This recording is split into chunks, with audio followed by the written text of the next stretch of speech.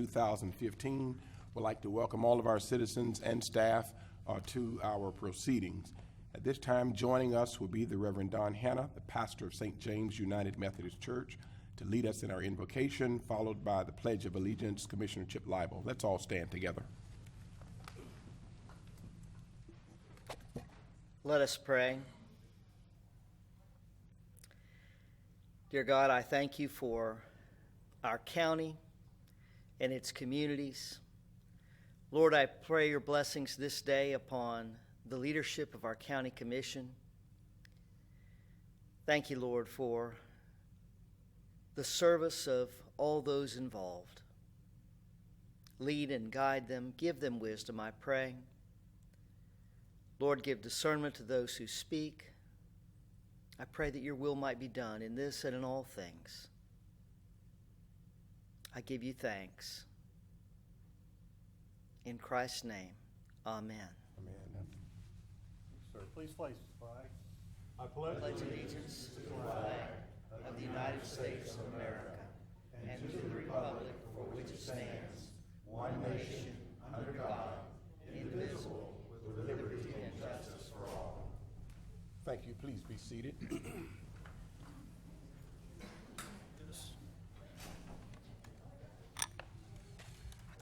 There she comes. Commissioners, each of you should have received the minutes from the April 28th, 2015 regular meeting. Would like to accept a motion for approval of minutes. Mr. Chairman, I move approval. Second. We have a proper motion and a second for approval of the April 28th meeting. Further discussion. All in favor signify by saying aye. Aye. Any opposed? Like sign, hearing none, motion carries. Item 3, proclamation recognizing May as Civility Month as requested by the Florida Bar throughout our state. Commissioner Pelletier. Yeah, thank you, Mr. Chairman. Putnam County Proclamation number 2015-38, Civility Month. Whereas the open exchange of public disclosure is essential to the democratic system of government, and whereas a cornerstone of democracy, Americans have observed certain rules of behavior generally known as civility. And whereas civility derives from the Latin word civitas, meaning city, and civis, meaning citizen, is behavior-worthy citizens living in a community or in common with others. And whereas displays of anger, rudeness, ridicule, impatience, and lack of respect and personal attacks detract from the open exchange of ideas, prevent fair discussion of issues that can discourage individuals from participation in government, and whereas civility can assist in reaching consensus on diverse issues and allow for mutually respectful ongoing relationships, and whereas civility can uplift your daily life and make it more pleasant to live in an organized society, and whereas the city, county, and local government law section of the state of Florida Bar urges the adoption of a pledge of civility by all citizens in the state of Florida. Now therefore be it proclaimed by the Putnam County Board of County Commissioners in a meeting assembled on the 12th day of May 2015 that the month of May is recognized as Civility Month in Putnam County, and all citizens are called to exercise civility towards each other. Thank you, Mr. Chairman, and so move approval of this proclamation. We have a proper motion and a second for approval of the proclamation recognizing May as Civility Month. All in favor signify by saying aye. Aye. Any opposed? Like sign, hearing none, motion carries. We will forward that to the Florida Bar. Agenda item 4, proclamation, National Public Works Week. Public Works Director and staff from Public Works are here. If you all will all come together, I will meet you at the podium as Commissioner Harris prepares to present this proclamation.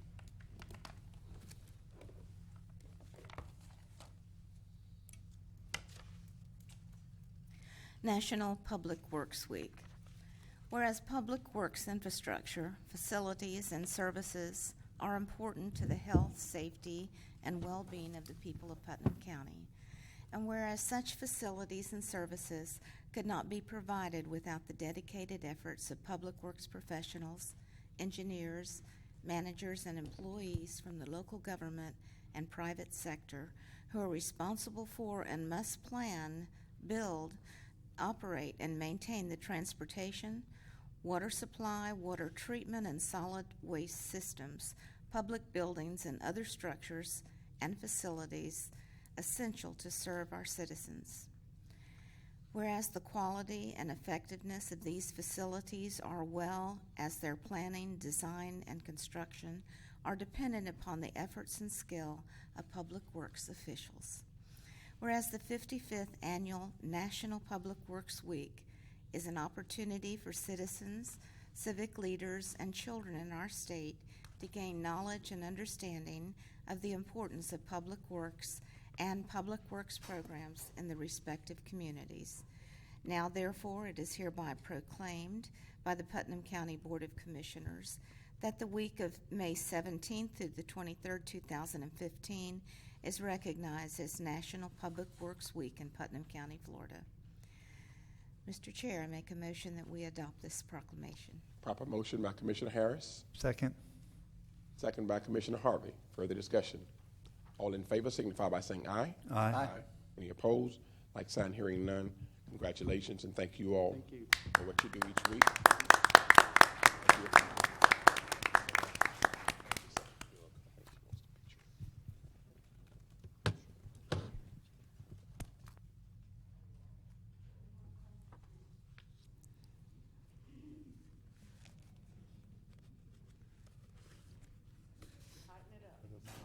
You want to photo bomb it? No, not really.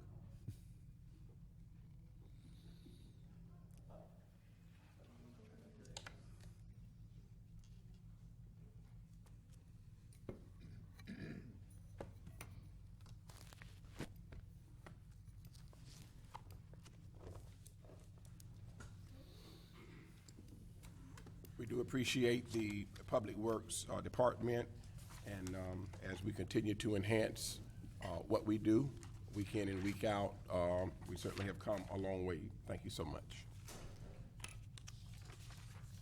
Item 5 on this morning's agenda is public comment, and again, we remind all of our citizens that this portion of the agenda is designed for you to have the opportunity to bring matters to our attention. It's not reasonable to expect that we will engage in debate or deliberation about matters in which we have not had opportunity to study and have prior information on it in our agenda packet. We ask that you limit your comments to 3 minutes. There is a timer before you and before us, and we ask that you please voluntarily comply there. Those who would like to speak, even in addition to those that are here, we ask out of courtesy that you fill out a comment card. It is not a mandate, but it is certainly appreciated so that we can maintain the order of the speakers. We also would like to recognize Mayor Gordon Sands, Wielaka, for being with us today. Thank you so much, Your Honor, and we appreciate it. Okay. Yes, sir. Councilman John Lahart's here from the town of Interlochen. Okay. Councilman, John Lahart, he's here from the town of Interlochen. okay. John? Welcome this morning, Your Honor. Thank you so very much. Okay, we are getting additional cards in, but we will start with the cards that we currently have, and then we will assimilate them. And the assimilation of the cards is based upon whether or not a person is wanting to speak concerning just the public input or whether they have a specific agenda item. And so that's how the sorting process takes place. Mr. Butch Etzel, if you will please come forward. I understand your subject is related to St. John's Ship Building. Thank you for being here, sir. Following here will be James Harold Jr., Pinellas Lane and St. John's Ship Building entrance as well. Good morning, sir. Good Please morning. state your name again just for the record. My name's Butch Etzel. I live at 527 Stokes Landing Road. I live across the street from the shipyard, and it's come to my attention that the county's fixing to build them a $6,500 move to the side, kind of out of the way, they're shifting their driveway over.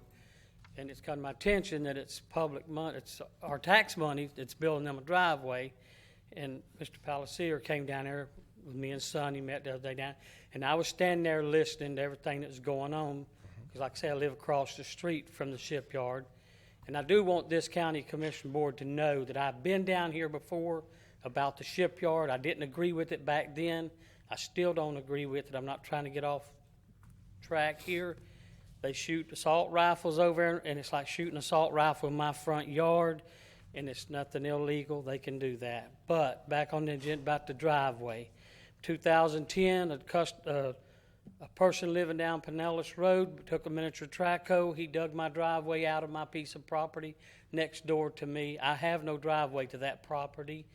So it's kind of like I'm landlocked. Yes, I own the lot next to it, but I got a fence up, and I don't feel like tearing my fence down. That happened in 2010. And like I said, it's come to my attention now, we're going to pay for the shipyard to adjust their driveway over so it'll look good to drive straight off Pinellas into their shipyard. Well, if you're going to build them a $6,500 driveway out of my tax money, okay, I went to every avenue I could go to get my driveway put back. I called the county. I called the sheriff out there. The man admitted to tearing my driveway out. Okay, I got the police report where he admits to taking my driveway out. Said his house didn't drain that good up Pinellas Road. That was none of my concern. My driveway was that piece of property where there used to be a double wide. Came along, brought it to my attention. I didn't know my driveway was gone. He done it while I was in church on Sunday. A man gave me a $20,000 double wide that he had completely remodeled.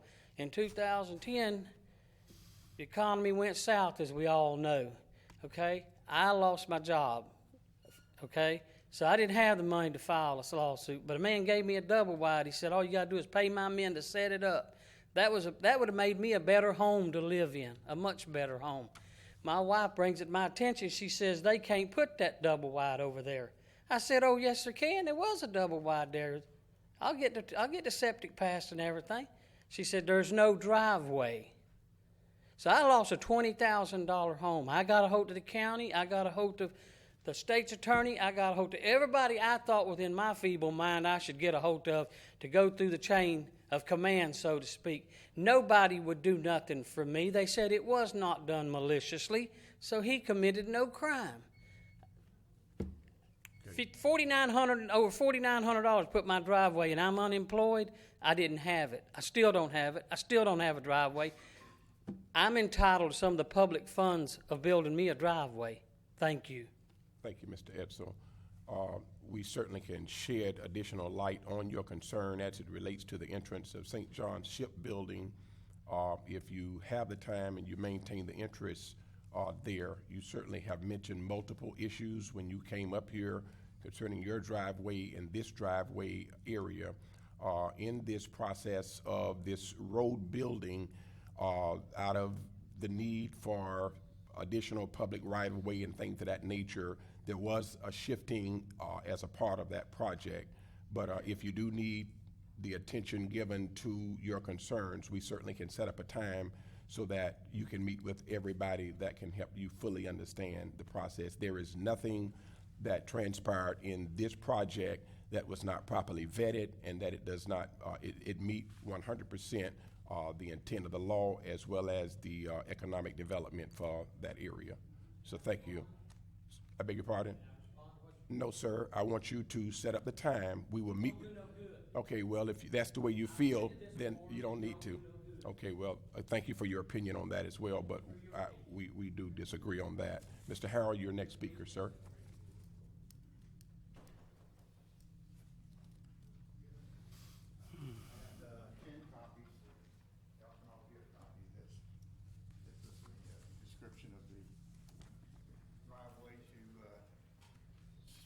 St. John's Shipyard. I'm Sonny Harrell, James L. Harrell Jr. Thank you for your civility, as I know I'm very superficial in your eyes regarding this. To enlighten myself, I requested a job description of the proposed fence relocation for the St. John's Shipbuilding facility, in which the county has authorized $6,400 of Better Place Plan funds. I was hoping that I would be enlightened and would change my opinion, that is my personal opinion, that it is a waste of taxpayers' money, and also I would be found completely wrong in saying that the county is using public funds on private property, but I still come up with the same conclusion in most aspects. I also called my county commissioner, Mr. Walt Palacia, who graciously met with me at the shipyard at supper time. And he was most helpful and helped me see some of my miscalculations I had made regarding the area. I am 63, and I took calculus back in 1973, calculus 1, but obviously I can't do simple geometry now. But anyway, he clarified how I made a mistake there. But Mr. Palacia was very helpful, but I still have some issues and concerns. Note the diagram I have handed out that I have received from Public Works. Also note on the diagram that the highlighted area in yellow, a handwritten entry saying deeded over to the county.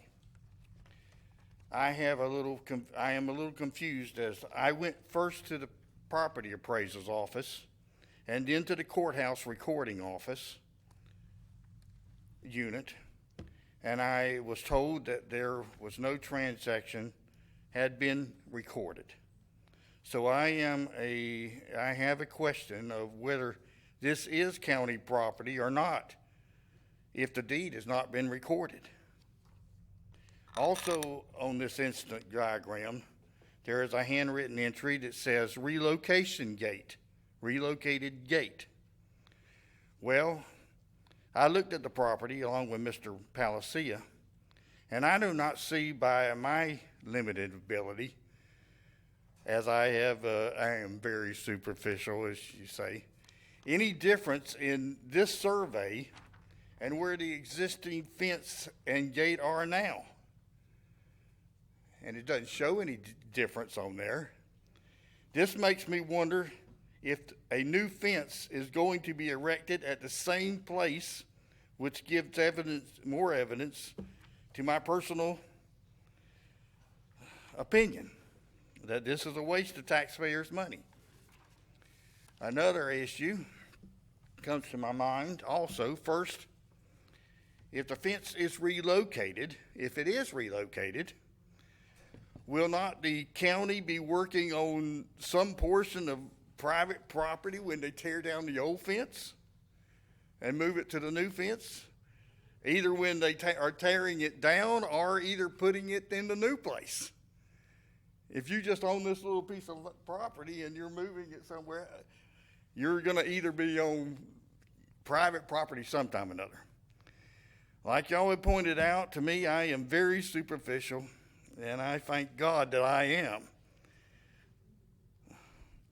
Stay on point, Mr. Harrell. Okay, This I has thank nothing to do God with that you I being- am that way, because I only see what's on the surface. And the surface is that something's wrong. I mean, for y'all to say for years the county commission, y'all weren't on it, but Please summarize. county commissioner said for years you couldn't use public funds for private property. Well, you're going to put 12.5 tons of asphalt, 177 square yards of lime rock, 122 yards of base, and 140 foot of fence. What is yet to be private property because it hadn't been recorded. That's all I got to say. Thank you. Okay. Thank you, Mr. Harrell, for sharing your concerns. Again, what you have is a sketch here. This project certainly is a major project, and once it's all said and done, the relocation of the gate, the acquisition of right-of-way, and all of those various things do have to go through a process in order to be finally recorded. So again, we appreciate your concerns being raised. The next speaker on the public input is Faye Sparkman. Ms. Faye Sparkman.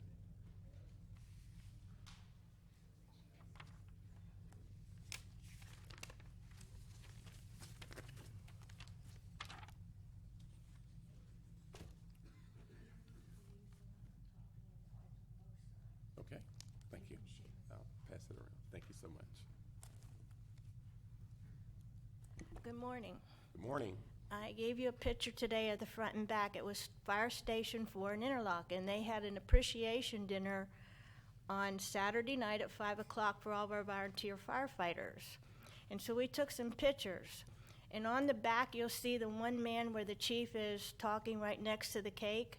That man on our board went out and got 45 businesses and citizens donated everything that they had to eat. Gift certificates, the stack was about this high. And so I wanted to let the public know, thank you for all the help. And then I do have one question for you, Mr. Flagg. I watched Channel 47 the other night, and I sort of got a little bit upset. Okay.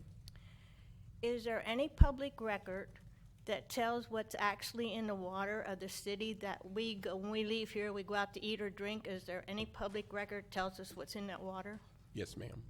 The water plant that the city operates, the water plant that the county operates in East Palatka, and all water plants are regulated, and there are reports that are filed to indicate what's in the water, what's not in the water, and if there are issues that ever come up. Lab testing is required by the state law, and compliance. And if there is anything that is adverse, such as any infiltration that happens as a result of a broken line, then boil water alerts and any other notifications that's required does take place. And we do follow the law on that. Now, when you start talking about the city of Palatka's plant, then this forum cannot address that. It would have to be the city's city commission's forum. I understand that, but when I saw it going from the dump to the city, that upset me, because when I have my family come here and my friends, we like to come to town and eat or drink. When we leave here, we like to. So I want to make sure that the water I'm drinking is safe. That's Okay. what I want to know. Okay, I'm a little bit confused. Are you talking about the leachate that is put into the Right, city's so is that wastewater system? seeking, but my problem is that seeking into the ground, and are we all going to be sick from that? I guess that's my Those question. lines are again, I think people get confused about stormwater lines, sanitary lines, and then the water system itself. The water system is a contained system. People that own well and septics can appreciate when they're on a municipal system, because you don't have that infiltration issue that's there. So there is no relativity to the issue with the leachate being put into the city's system and the water supply. It's just two totally different, separate systems. So it's okay to keep going and drinking my coffee and my tea, correct? I don't drink coffee, but I drink the water. Okay, thank you. Thank you so much. Ms. Mary Kay Ingle King, you're next. Please come forward.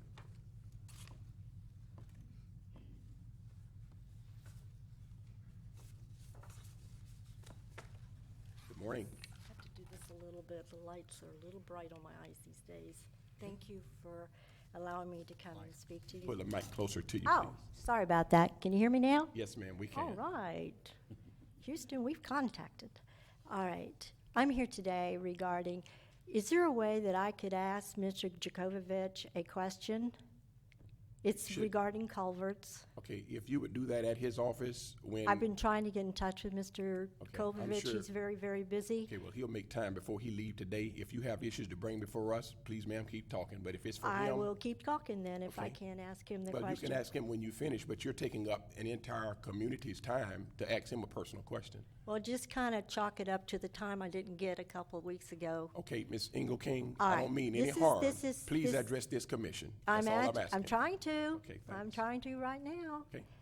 I would like to know, since I have to address you and the rest of the commissioners, who gave Putnam County Public Works the authority to put in a culvert at 131 Cracker Swamp Road? The county ordinance, Ordinance 7, says the county cannot install driveway culverts to private property. This is a culvert to a private property. Who gave Public Works, and the county did it, because first of all, they didn't get a permit. It's not under code. Who gave them the authority? Since I can't ask Mr. Jakovovich, I'm asking you. Yes, ma'am, you can certainly ask him between you and him, y'all can meet after this meeting. We do not have information on this address that you're giving us. We're making notes as you speak, and we can certainly get the answer. Well, I kind of feel everybody knows because it's not the first time. There's other areas in the county where the county has come in and put in driveway culverts on private property. And I'm sure there's more on the list to continue. In fact, I know that everybody here is aware of this being done. Now, I have to put in a culvert, and it's going to cost me $1,800. So if the county is breaking their own ordinance by giving out free culverts, then I want you to pay for my culvert, and you should really reimburse everyone else in the county that's had to pay that $100 fee, hire an engineer, wait for the inspections, and go through the proper procedure of putting a culvert in. This is not being done. So whoever is doing it, and it has to come from one of the commissioners to have that kind of authority, then that's not right and fair and legal and ethical by Florida statute and by the Ethics Commission. So beware, we're out there, but I think you need to pay for my culvert since you're giving free ones. And I don't have to meet with Don afterwards. Don knows where they are. Don has to do what a county commissioner tells him to do. And you're putting in illegal culverts on private property at county residents' expense, our taxpayer dollars' expense. Thank you for your observation, Ms. Ingle King. We do have a legal department, and if you have the facts, please present the facts. It will be properly investigated, and we will follow up. Thank you so much. Well, I think Mr. Leary and Mr. Castleberry have already written off on this one. In the future, the ones that are going to be done in the future, they've already signed off on it. Okay. I have no idea what you're talking about. Okay, it's okay, I will counsel. meet with you. Can I meet with him right afterwards? You Am I can- allowed to well, talk to him? It just depends on his schedule and your schedule, but thank you Okay, so so we're much. passing the buck again. Okay. All right. Okay, Ms. Ingle King, thank you so much. Ms. Ingle King, you are out of order. Ms. Ingle King, please be seated. Mr. Robert Bly, you're the next speaker. Please come forward.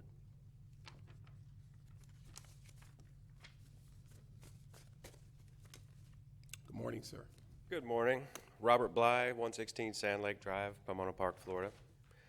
I've run into some concerns recently, and first of all, I want to congratulate and thank the Honorable Commissioner Flagg for helping us with directing complaints to the FDLE, the Ethics Department, etc. And I would like to ask for your help again, this time concerning official documents that may or may not have been modified or otherwise tampered with.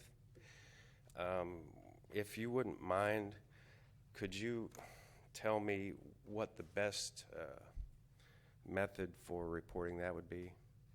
I'm not sure what you're talking about with me helping you the first time. You may need to refresh my memory. If you're having, what is the specific issue, Mr. Bly? Well, I don't want to get into specifics. Well, I mean, what is the overall? Well, let's say that we make a video here today, Okay. and let's say that someone says something, and maybe they don't want other people to hear it. And when we go to look at the video, it's not on there. We know it happened because we were here, but when we go to look at the video, we don't see that part. And when I make that statement to someone saying, I was there, I saw it, and they say, well, I watched it and it wasn't there. Are you speaking of something that happened among the 5 legislators that we were engaged it's in possible. conversation? Okay, now you're saying it's possible. Is that what Like I you're said, I don't speaking- want to get into specifics I about don't it, need but you to it's get just into a specifics, general. but I need to drill down to the reality of, are you talking one of the 5 district county commissioners were engaged in a conversation with a citizen or with an applicant or with someone before us, and you're saying that it's not on the video? Is that what you're saying, sir? That's very possible. You're using the word "is very possible." I think if you would tell me yes, I can address that. If you tell me no, then I can address that. Well, But when you say I it's have very- learned my lesson, Okay. and I will not present something that's not factual Okay, until let I me- have let that me- fact okay, with Let me. me say this to you, and I want to say this to all of our citizens. If, in any way, shape, form, or fashion, the county government is engaged in any unlawful practice, by all means, you go to the proper authorities, file whatever needs to be filed so that it can be properly handled, because I really become weary of the conspiracy theory of what we're doing. I don't engage in conversations with my colleagues here. We have sunshine laws and things of that nature. We are accused of a lot of things. The rumor mill is alive and well in our community. So I don't have time to invest in innuendos and rumors and things of that nature. But if you really have some facts, and that goes for all of us, if you have some facts on anything that is illegal, immoral, or whatever the situation is, and it's not based upon rumors, by all means, go to the authorities and make sure that you get a case pulled so that it can be properly investigated, so it's no appearance of some type of cover-up, because I really, again, I don't want to be involved in, I don't want to be labeled as a group of individuals who are corrupt and that we don't do things by the law, because I have not been involved over the season that I have been in county government with anything that has been illegal or immoral. Well, thank you for your help. I Yes, sir. appreciate that. Thank you so And, much. Next time, I'll make sure to have my specifics here that I can put up on them. Thank you very kindly, sir. Thank you. All right, Miss Elizabeth Bacon-Smith, you're next. Good morning. Elizabeth Bacon-Smith, 203 Morrison Road, Interlochen, Florida. This is to hand out flyers to all of you, but for the public who may be watching this, I'll read the content of the flyer. Okay. It's an invitation to all of you to attend what is called a PACE, P-A-C-E, information meeting. It stands for Property Accessed Clean Energy. And it's at 7 o'clock on Thursday, this Thursday, May 14th, at the Edgar Johnson Senior Citizens Center on Westover Drive. The address is 1215 Westover Drive. It's sponsored by the Putnam County Environmental Council. And I'll read you what it's about. PACE is a national program currently working in 4 areas of Florida to finance energy efficiency and water conservation upgrades to buildings, with updates for heating and cooling systems, lighting improvements, solar panels, water pumps, and insulation. Local governments can sponsor PACE financing to create jobs, promote economic development, and protect the environment. It can be used for almost any property: homes, commercial, industrial, nonprofit, and agricultural. Find out how to bring PACE to Putnam County. PACE was named one of the top 20 world-changing ideas by Scientific American magazine. Now, I won't really understand this until I go on Thursday night. It doesn't really make it totally clear how it all can come to be, but I am hoping that you will attend, someone will attend, the public will attend. Because it looks like a possibly great opportunity. Thank you. Thank you so very much, Ms. Bacon-Smith. Let me declare my conflict tonight. My daughter is one of the top 50 seniors, and I will be at PHS Commons, so I do have a conflict, and I'm sure we'll be represented, though. Yes, sir. Mr. Chairman, I saw this presentation at convention last year, but I also have a conflict. I'll be in Flora Home that evening, so I've already committed to that, but I do understand that. This program, it surfaced a couple years ago. It was presented at the Regional Planning Council. Okay, great. So we do have commissioners that have been exposed to this national program there, and so anything and any good that can be derived from it, we certainly want to maximize the opportunity. So thank you, Ms. Bacon-Smith. Our next speaker is Ms. Roxanne Weeks, and her concern is the Animal Control Advisory Board. Come forward, Ms. Weeks.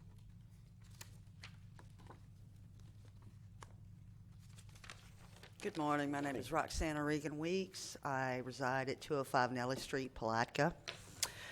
As many of us have known for years, conditions at Animal Control have at one time or another been unsanitary, unlawful, and inhumane towards the animals.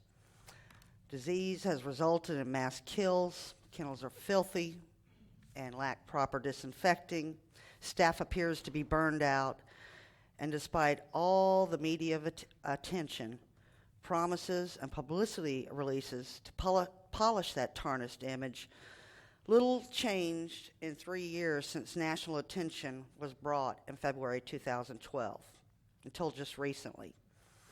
I want to thank the staff of Planning and Development who have listened to the concerns of myself and others and actually taken action to ensure animal control staff are being retrained, policies and the law are being followed, and conditions are upgraded. After I came before this board last month and cited Florida statute regarding spay and neuter requirements and the out-of-county adoptions, a new set of adoption papers were quickly created conforming to the law. There's still a long way to go, and especially in addressing the continued use of heart-stick euthanasia, but at least we're actually seeing actions instead of the same tired talk, excuses, and delays. And to ensure that continues, I'd like to address the Animal Control Advisory Board. It was unofficially created years ago by former Commissioner Linda Myers, and her appointments are still the majority of members who are ineffective, mostly uninformed, and have done little to better the conditions. I go to these board meetings, which are hostile, confrontational, and lack purpose.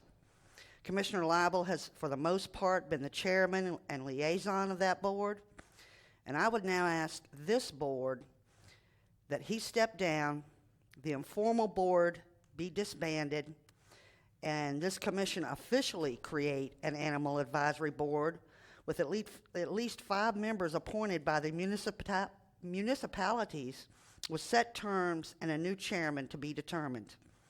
I also ask that you commit the needed funds, which are available, to animal issues, since not only by law is this a matter of public safety, we're talking about living innocent beings that we are responsible for.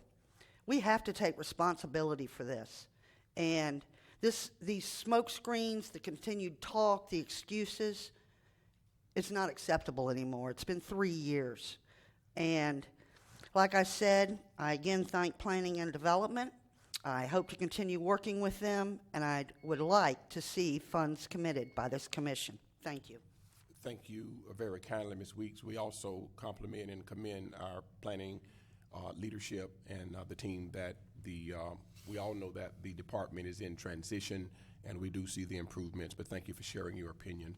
All of the additional cards that I have are either related to the zoning issue in Melrose, the public hearing on the local gas option tax, or the Fort Gates Ferry. Ms. Sarah Vines, are you speaking on which case? Ms. Sarah Vines. Is Ms. Vines still here? Okay, because she inadvertently put the Parks and Recreation zoning map amendment, so it is the Melrose issue. Okay, it's 8B. You checked 8A, but that's fine. We'll make that adjustment. Okay, we're about to close public input. Are there any others that did not fill out a card? Please come forward, state your name and address for the record. Keep coming, sir. You're fine. Good Yes, morning. sir. Good John morning. Spells, 106 Citrus Lane. Yes, sir. All right, I got a question. How many engineers do this county actually have? 3, 4, how many? I'm just trying to understand something. As far as road work and all of that there. The Public Works Department, Yeah. I don't have that answer before me right now. Well, even if you got one, I'm trying to understand something. Why would y'all go down West River Road and start milling it and paving it? Now you're out there ripping it up to put drains under the road. I don't understand that. And instead of them having enough time to go and clean ditches, I never seen a county dig maybe 100 yards down the road, jump up, leave, go way over on the other side of the county, dig 100 yards. They're just jumping like rabbits all over the county. This is one incomplete county. And you said yourself, Mr. Flagg, that you wanted McCormick Road fixed. Had you been over there and looked at that crap they did in that right in front of the post office? No, sir. All right, if you go over there and look, and you know, it don't make sense that the county is constantly running from one place to another. This is one place that never completes anything. Have you looked at the fire station? It's a shame y'all stand up here and tell these firemen that y'all really appreciate them, give them plaques, and the men's got to stand out there in front of the building and water from the hose in front of the building and wash the fire trucks. You go right up in the East Palaca on Lewis Bride, they did some type of patching or something in the road. They still got barricades and cones that's been there now over 2 weeks. You go down the next block, they got a big mound of mud or something. They done patched a hole in the road. It don't make sense how y'all get up here and honor these guys that they doing such a well job, and y'all don't know if you don't know what you can do without them, then you might well don't do nothing, because they was way over there on West River Road, on Harbor Road, cleaning the ditch. They left from over there to go all the way to East Palaca to install a culvert that the lady was talking about along a field. And I don't understand, why do they jump around instead of completing that area and be finished? All right, Milligan Road. They started working on Milligan Road. The road looked just like that there, where they just dumped milling and knocked it down. Now that it's compressed, you won't hardly be able to go back and correct that there. But I still don't understand why they're not finished cleaning the ditches up. As soon as they start milling it again, they'll go dumping more, and it just runs down into the ditch. I don't understand, why would you even have engineers, give them the title of engineers, and you can ride around the county and look at the conditions and the quality of the work and call them engineers. And that's all I got to say. Thank you, Mr. Spells, for your commentary. Okay, yes, sir. Good morning. My name is Willie Filozin, 129 East Cowpen Lake Point Road, Hawthorne. You feel So I filled out the comment card for Fort Gates Ferry Road, but I was told that you couldn't make public comment during the consent agenda. Okay, you were not told correctly. Okay, when a citizen says that they would like for us to discuss a specific issue, then we do honor that request. Okay, great. So I'm sorry you had been misinformed. Okay, Thank you so much, sir. We will close the public comment section of the agenda, and we're going to take a 5-minute break.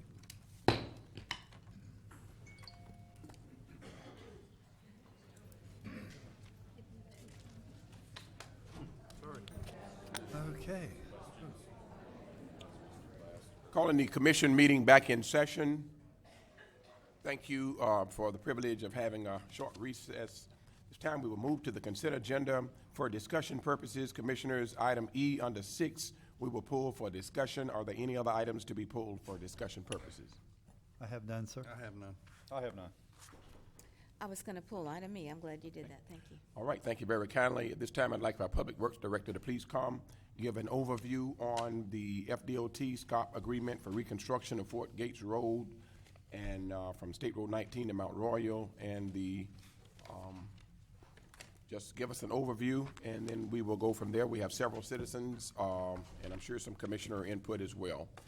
Good morning. Good morning. This project is to pave the road from State Road 19 to the Fort Gates Ferry through the forest, on the forest road that's there right now. I believe it's 62 and 29 are the two roads. And when we get to the ferry, we're skipping over the river, and we're paving the road leading out from the ferry to County Road 309. So we'll be paving on both sides of the road. It's to connect the two main arteries in the county. Every year we get funds from the DOT for certain projects that allow us to do major roads and major connections within the county. So we requested funds from the state to be able to do that. It would be great if we had a bridge in that area, but we don't have a bridge, but this would act as another way to connect the county. Okay, thank you very kindly. Honorable Gordon Sands, you're the next speaker.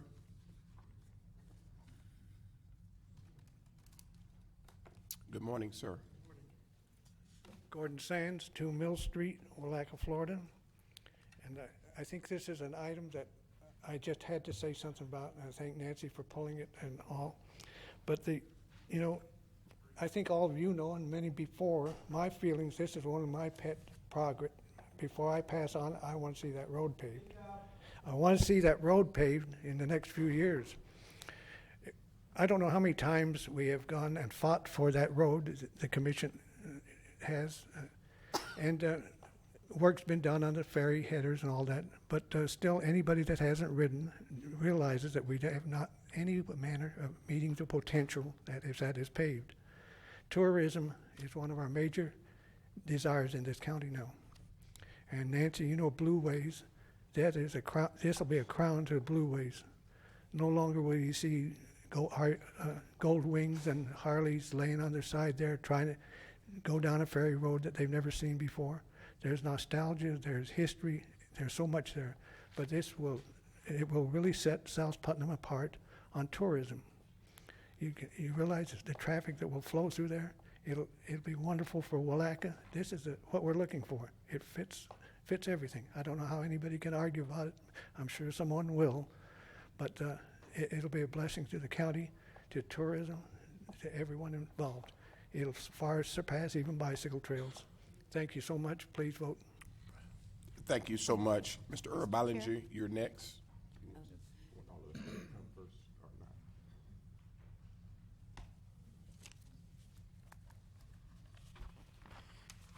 Morning, Earl sir. Ballinger, 496 Clifton Road, Crescent City. I don't share the mayor's concern with this. I've got a problem is this road is 8 miles long. As long as I've lived down there, I have never, ever seen a car on that road. I'm sure there are cars that use it. I've read in newspapers where people cross the ferry and all this and all that.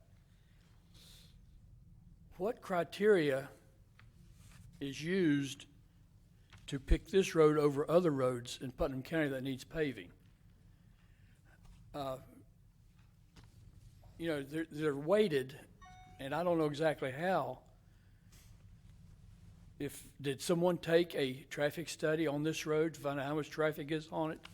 Compared to that, say, the traffic study at Hunter Road, the lady usually comes up and speaks about Hunter Road. Has anybody studied the traffic between the two? I mean, Hunter Road is scheduled in 2017 for the same thing.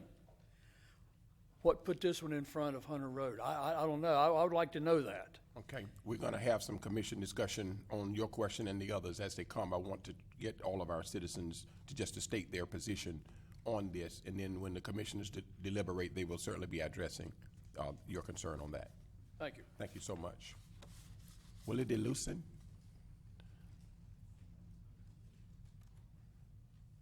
Good morning, sir. Thank you. Thank you. Willie Thelosen. DeLucin. 129 East Calpin Lake Point Road, Hawthorne. First of all, I want to apologize to Tony because I misunderstood what she said about speaking during the public comment. So I apologize. I'm concerned about the paving of the Fort Gates Ferry Road because of its scenic nature and the fact that it passes through a remote area of the Ocala National Forest, which has many rare and endangered plant and animal species.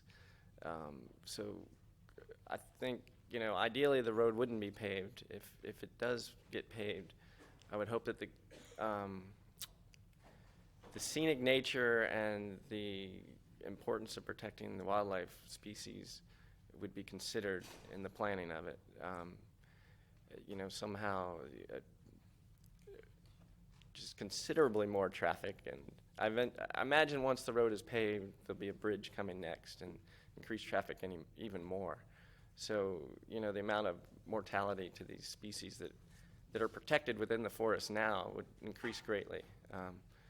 You know, State Road 40 is a huge problem for the forest because of, you know, encounters with bears and other large animals.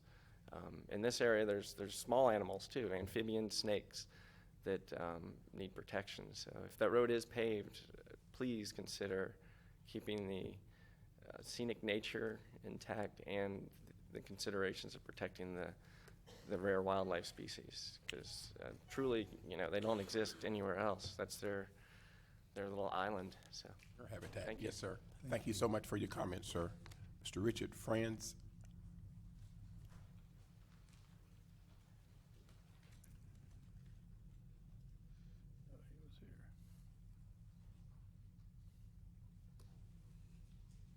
Good morning, sir. Good morning. Dick Franz, 149 Wall Lake Trail, Putnam Hall. I have a special interest in the Fort Gates Ferry Road. I've been, as a member of the faculty at the University of Florida, I've been studying that road for years.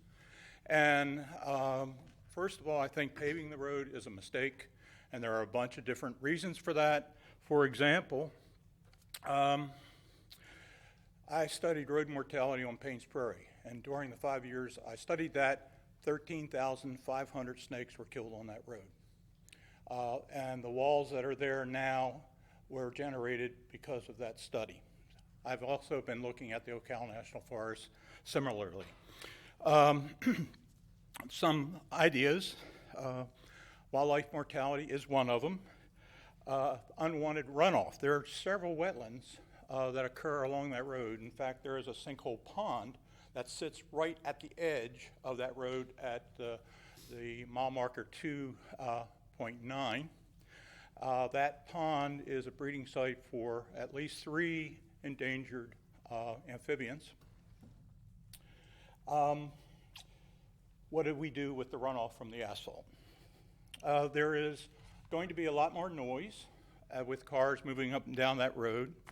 One of the things that is really a concern, the habitat along that road is scrub, sandpine scrub, which is a community that burns explosively when it catches on fire. So there is a fire consideration.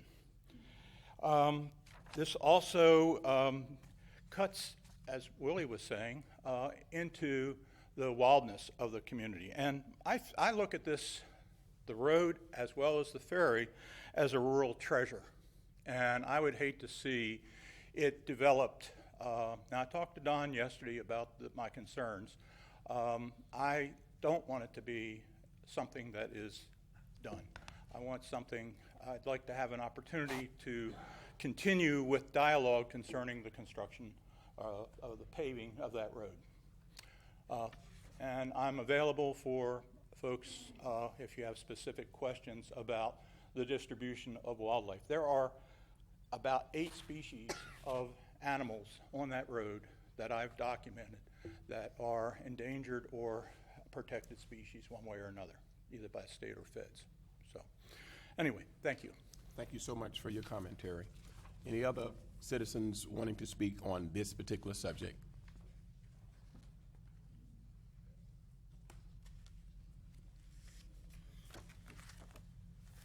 Good morning. My name is Jill McGuire. I'm from Melrose, and I didn't put in a speaker card on this because I really wasn't aware of it until I got here. Just wanted to give a personal memory of when I first went on that ferry. And I agree that this is a really unique slice of Florida history, the ferry as it is, and the drive. Because of the condition of the road, you have to go very slow. You have to savor this wonderful wildlife area that if the road was paved, we'd all be going. If the speed limit was 45, we'd be going 60. I mean, that's sort of the way it works, it seems to me. And so I ask that you retain and save this wonderful piece of Florida history. Thank you. Thank you very kindly. I'm going to close the public comment part of this meeting if there are no others to speak. Commissioners, District 1. Yes, thank you. One of the reasons that we have wanted to pave that road is because it's a continuation of the Black Bear Trail that goes through the Ocala Forest. And one of the things we want to do is to celebrate the Fort Gates Ferry. It's Florida's oldest ferry. And we want people to be able to take that, and we'd like for them to come across from the forest over into Willaca and into South Putnam and look at all the nature and things that we have. So we look at it as a good thing. I hope we never have a bridge. I hope we always have the ferry, and the county supports that ferry and promotes it. But that was one of the main reasons, is to expand and connect the Black Bear Trail. we do have our Public Works Director who's worked on that. Don, I wonder if you could address the kind of road it's going to be. It's not going to be a super highway, I don't think. It's just, but I thought maybe you could address that. And Mr. Chairman, if I could, Commissioner Harris, District while 2. you're there, if you could address the concerns of Mr. Boungy and where the funding came from, and the fact that we're just an administrator of the funding, you know what to say. Yes, let me say first that the funding comes from the state, and it actually gets funneled down from the federal government, and it's through the SCOP program, the Small County Outreach Program. So it's funds that we have, and it's allotted to us every year to make improvements on dirt roads, and this is a dirt road, obviously. Our improvement is not going to be a super highway. It's going to be a small 2-lane road. As 2-lane roads go in the county, it's going to be actually smaller in width than the road is right now. When you go out there in the forest, it's a very wide dirt road. So we're actually going to narrow the road and put in a paved road. And our intention is to keep the speed limit down, possibly at 25 miles an hour on that road. So because we want that scenic aspect of that road. I'd like to make a comment about the concern for the endangered species along that corridor. We just received the NEPA report yesterday, which is the National Policy Environmental Protection National Environmental Protection Act report, and it does state, as Mr. France said, all the endangered species, and the result of the report said that there was no likely impact to those endangered species if we follow the proper construction procedures, which also protects the runoff from the road into the wetland areas. District 4, any comments? Mr. Vukovich, this isn't actually Fort Gates Ferry the entire length from 19 down. It comes into Putnam County side, correct? It's really not the whole Fort Gates Ferry from the ferry all the way to 19. It does go from the ferry to State Road 19. And then on the other side of the river, it goes from the ferry to County Road 309. Okay.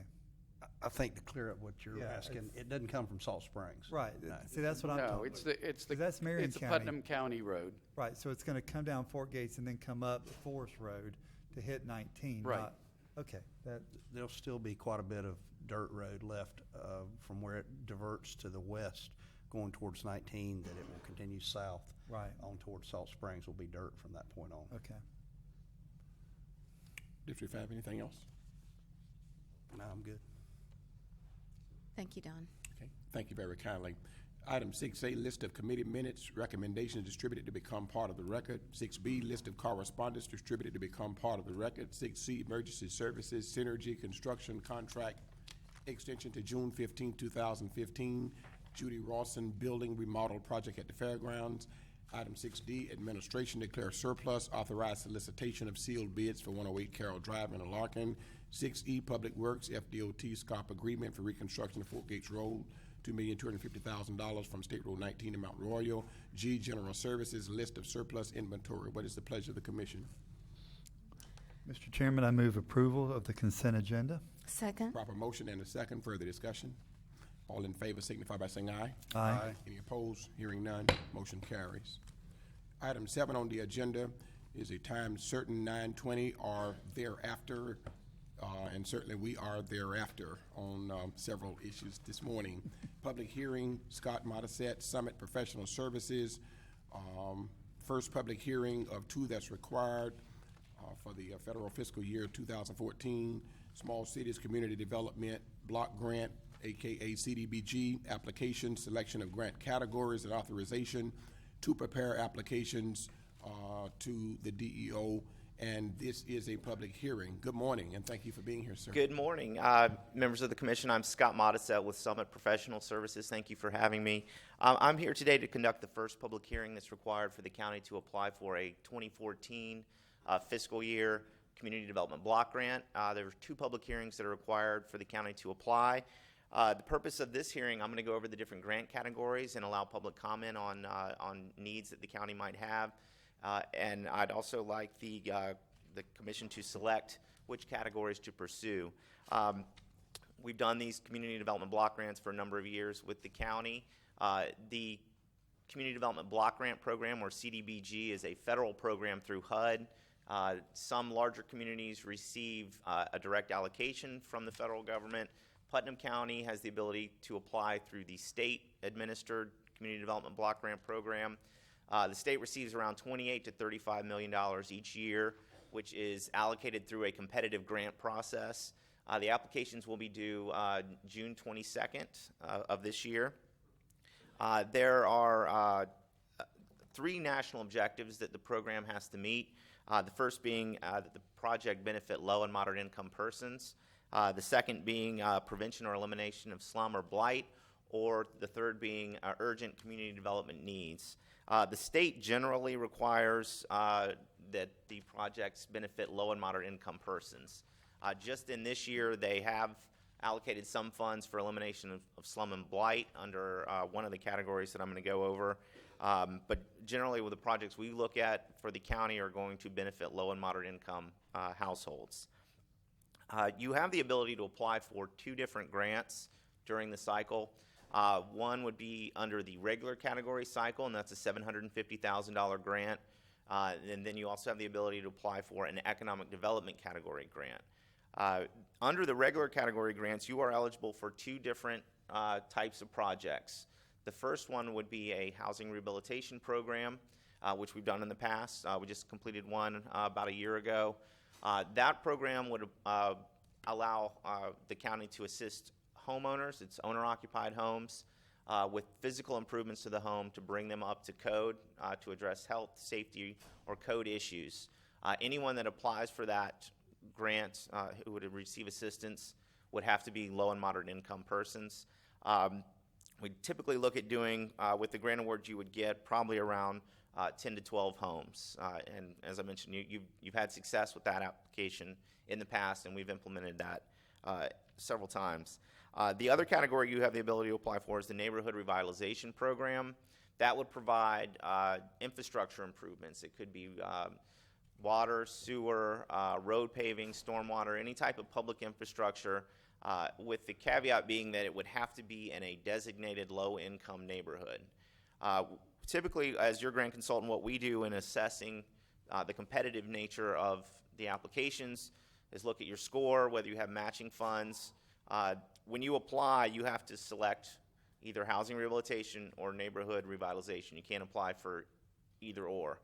So we would need a decision from the commission on which one to apply for.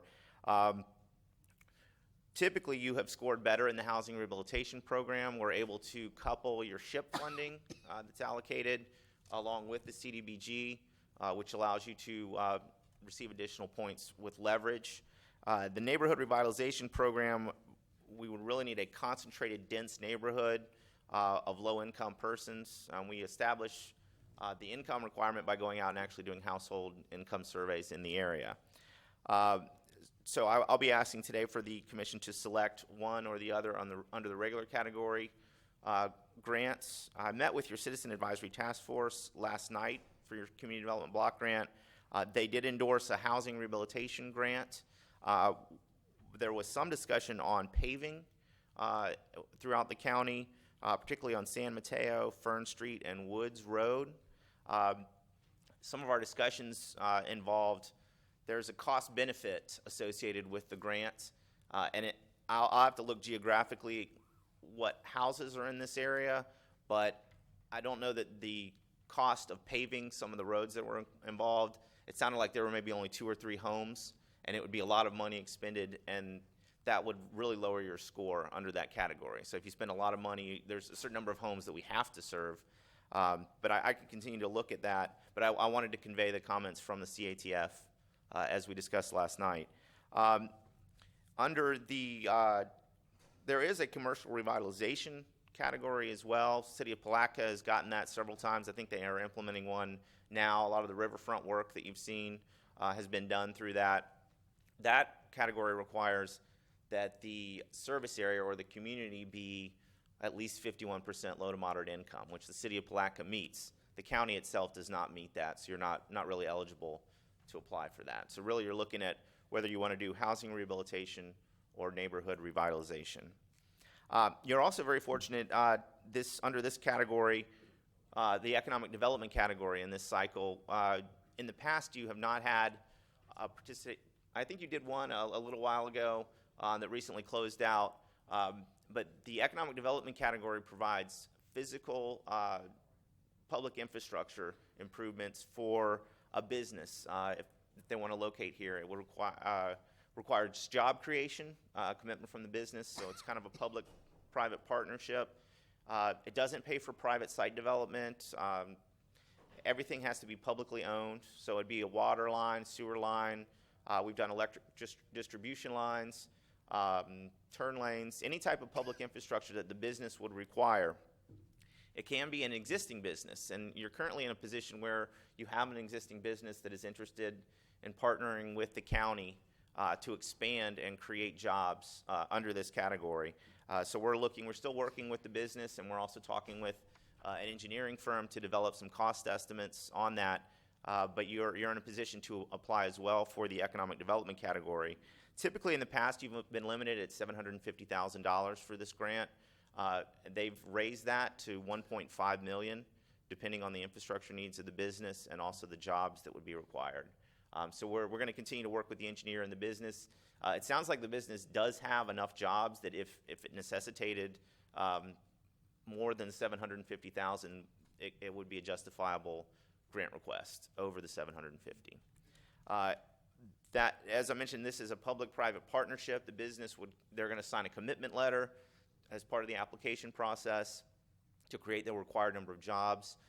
Just prior to the grant award, if the grant award is offered by the state, the business will sign a legally binding participating party agreement stating that they will create a specific number of jobs, and if those jobs are not created, they will repay the county, and then the county would repay the state for the funds that were put in for the infrastructure.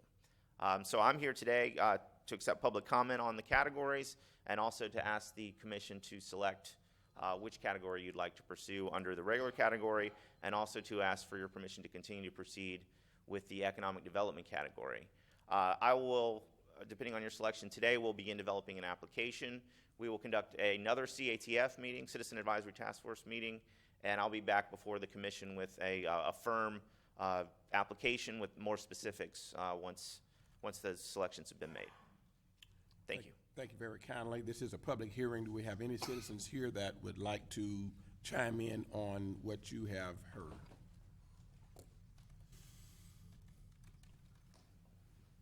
Commissioners, you have before you opportunity for the county to advance in making this application to the Florida Department of Economic Opportunity on the CDBG regular as well as the special economic development classification. And I know when we hear more jobs, more jobs, more job, that is music to our ears, and we certainly want to do what we can to make that priority for our county because, again, we're behind. We acknowledge and accept the fact that we are, but we're not complacent and apathetic. Knowing that, so we want to be as aggressive and progressive as we need to be. And Commissioner's comments. I'm sorry, Commissioner Flagg. One thing I didn't mention, the way that the economic development category meets the national objective of benefiting low and moderate income persons, 51% of the jobs that are created will be offered to low and moderate income persons. So I wanted to state that for the record as well. Thank you so much. Yes, sir. Any comments? Commissioner Lyon. I've got a little confusion on the difference between the economic development category and the other really three that you mentioned. Yes, sir. Specifically the neighborhood revitalization. Mm-hmm. We can only choose one of these. Right. In each category, or one between the two categories? You can choose one of the regular category grants, either housing or neighborhood revitalization, and you can also select the economic development category separately. Very well. Yes, sir. So the recommendation is for us to approve the economic development category, and then the housing rehab is what the recommendation is from CATF. Yes, sir. Yes, sir. Okay. Well, Mr. Chairman, I'll offer that motion that the application proceed. We have a proper motion? And a second. And a second. Further discussion? Any additional questions, concerns? We've had time to consider. Those in favor signify by saying aye. Aye. Any opposed? Hearing none, motion carries. Thank you very much, and I'll be back before you with specifics on each individual project. And thank you so much for your consulting services and how professional you are in coordinating and facilitating this process. Thank you very much. I enjoy working with the county. He was here late last night. I can imagine so. Yes, sir. Thank you. All right. We will move to item 8A, Planning and Development Services. We are still in public hearing mode. Case number R-15-001, Putnam County Parks and Recreation zoning map amendment from Ag to P1. It's found on page 55 in your board packets. Give me a moment to boot up the computer here. Okay. Mr. Harris Burns Cato, our planner, is our presenter this morning. And as soon as his computer boots up, then he'll boot up with it.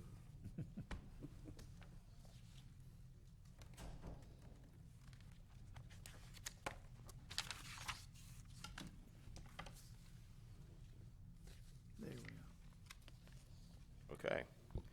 Harris Burns Cato, Plan and Development Services. This is case R-15-001. The applicant is Putnam County Parks and Recreation Department, represented by Angie Weinsap. The applicant is requesting a zoning map amendment from agriculture to public use light. The subject parcel has a future land use designation of conservation and a zoning designation of agriculture currently. The Parks and Recreation has plans for the subject parcels to be passive park with trails, benches, picnic tables, shelters, etc. The future land use designation conservation allows for community facilities types 1 and 2. This is consistent with the zoning designation of public use light. So let's just go over some of the maps. Here's an aerial. Oh, forgive me, I forgot to mention, we are within the staff report, there were a large amount of parcels located over in the Hollister area. We're pulling those. We're just dealing with the Georgetown parcel for the rezoning. Okay. So here's an aerial of that the subject parcel over in Georgetown. And then here's the future land use. You can see the conservation future land use and rural residential elsewhere. And then also the agricultural land use or zoning. And then here's the wetlands, large amount of wetlands and Mr. floodplain. Burns Cato, you're going to probably need to draw that mic closer to you Oh, so that. I apologize. Yes, sir. Okay, let me make sure that I'm clear for the benefit of the public.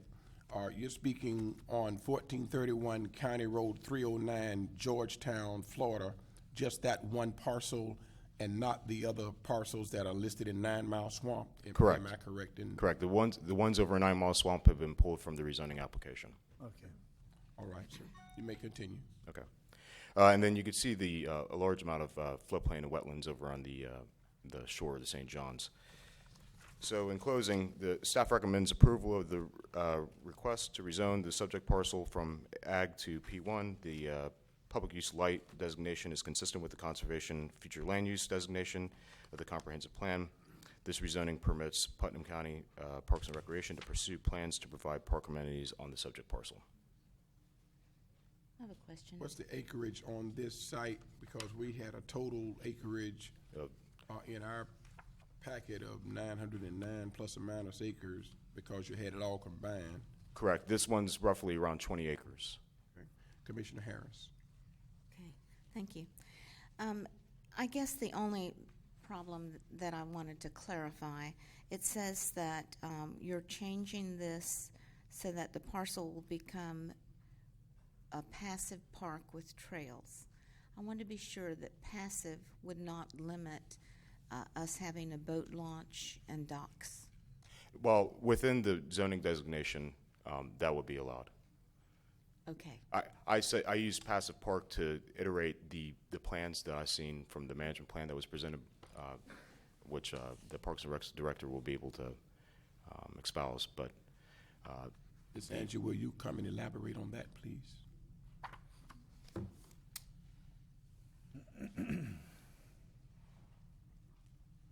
Good morning. Good morning. The rezoning request is due to to meet the grant criteria. The county acquired the land. It was zoned in one particular area. In order to develop that property into a park, it has to be rezoned for us. Passive in the world of parks and recreation generally means things that are not as structured. For example, Theobald Park would be not considered a passive park. There are certain areas there that are designated for certain activities. So passive is more along the lines of boat ramps, trails, picnic areas, green space. Thank you for that clarification. You're welcome. Any other questions of our director? If you could, I mean, what are the grants like in recreation now? Are we still doing the FERDAP Yes, sir. applications, and Yes, sir. nothing's really changed there? It's been a while since we've had one of those. It has been some time. We have applied the past 2 years, and we have scored. FERDAP grants are extremely competitive. Those dollars come down from the states. For approximately the past 6 to 7 years, there have been no dollars allocated from the state for the large projects, and that's where we have been applying. The large projects are at the $200,000 mark. They have been funding projects that were $50,000 and under. Okay, so this helps that effort considerably. Yeah, we would need to develop a project that was under $50,000. You can apply in both categories. Mm-hmm. We have been applying for the category at the $200,000 mark because there is a significant amount of development that needs to take place. So we could certainly change that. We could apply in each particular category also. Okay, thank you. You're welcome. Any further questions of our director? This is a public hearing. We would like to invite our citizens who choose to speak concerning the Georgetown parcel, which has been extracted as the sole parcel that we are discussing today. It does mean that this ordinance is revised so that it reflects only the Georgetown parcel. Close the public hearing at this time. Any further commissioner deliberations? Has there been any ex parte communication? District 1? No. District 2? None. District 4? None. District 5? None. District 3? None. What is the pleasure of this commission? Mr. Chairman, I make a motion that we approve this zoning designation.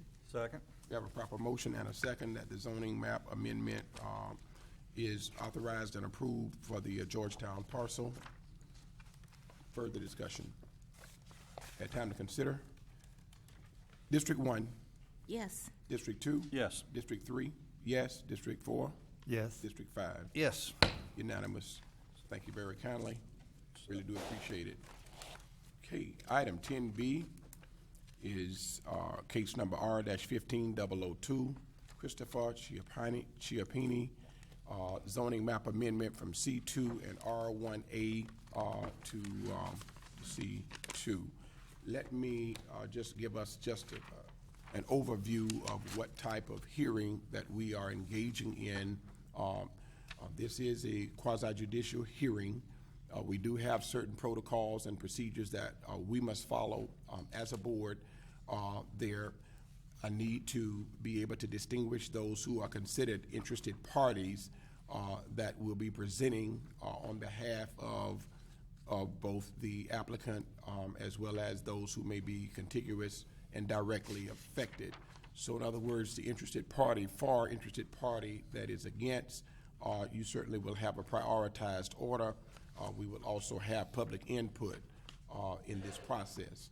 The thing that I ask all of us to do is let's understand civility. Let's understand the rules for the road. Any commentary that is being presented, ask that you present that commentary to this Board of Commissioners. You're not speaking to the audience. This is not a rally. This is an opportunity for us to hear this case and for us to make the best decision that is possible based on the law. If there's something that you feel needs to be clarified, that this board needs to zoom in on, please make your point, but make your point to us and not to the audience. Council, do you have any further guidance for us? None other than an interested party would be someone who is actually going to present evidence for the board to consider and would subject themselves to cross-examination, as opposed to someone that just near the end of the hearing will have public input, which would be someone more of a generalized comments on their feelings about the rezoning. Okay, So with the 150 cards, I am exaggerating. Close.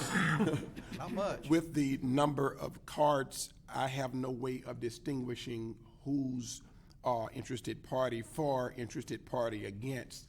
And so how am I to determine, outside of my alphabetizing these cards, who is an interested party for or an interested party against? Well, I think when we get to those segments, we will ask people if we'll ask who the interest party's for and against, and they will come forward, and I think at that point, we may be able to distinguish between whether they're truly an interested party that wants to present evidence and subject themselves to cross-examination, or whether they are content to be heard at the public input part of this.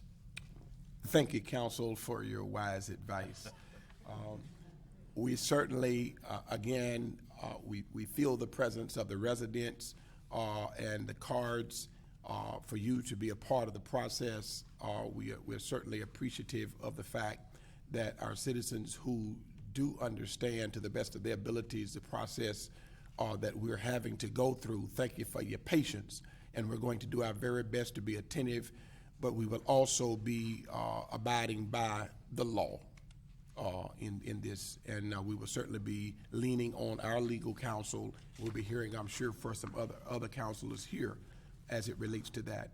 Okay, in our order, just for an overview, there will be introduction of the petition, staff presentation, applicant presentation, interested party for, interested party against, rebuttals, close of the formal proceedings. Then we will have public input, and at that time we will close the public hearing and the commissioners will go through deliberation and vote. That will be the order in which we conduct this public hearing. So at this time, sir, if you will please come forward and lead us in this charge. Thank you. Thank you, sir. Okay, this is case R15-002. The applicant, Christopher Chiappini. The agent is Concept Development LLC, represented by Matt Kaysen and others. The applicant is... I'm not sure whether your mic, how close you are to it, but they are... I try not to get too close because I don't like the popping that I make. They're giving me some signals out there that they're not hearing you, and if they're not hearing you, then we don't want to have to repeat this today. So we want to make sure everybody hear you, sir. I'll make a genuine effort. Yes, sir. The applicant is requesting a zoning map amendment from split zoning designation of C2 and R1A to C2 for the 1.52 acre property located on State Road 21 in Melrose. The front 200 feet of the property is Zone C2, while the remainder is R1A. The future land use designation of the property is commercial. The site has a mobile home on the premise currently. The need to rezone the subject parcel was first identified during the July Development Review Committee meeting, which is associated with case DRC 2014-003. The agent presented a 9,100 square foot commercial retail store, which will be located on the subject parcel and parcel 18-9-23-000-0940-0020. And so if we look at some of the maps that we have going on here, the subject parcel is outlined in a blue color, while the adjoined parcel that is a part of the development proposal has a red dot on it. And the mobile home is located on the westerly part of the parcel. Here is a future land use map, and you can see along the 26 and 21 corridor is commercial future land use, with the exception of the school, which is located in the southeast of the map. And then here's the zoning map, and you can see clearly the 200 feet of C2 in the front of the parcel, or the easterly part of the parcel, and then the R1A designation. However, you also see that the 26 and 21 corridor is largely C2. In fact, almost completely C2. So let's talk a little bit about comprehensive plan consistency and what it is that we're looking for what staff is looking for when we go for a rezoning. According to Article 12, when looking for rezoning, what we're looking for is whether the zoning use is consistent with the comprehensive plan.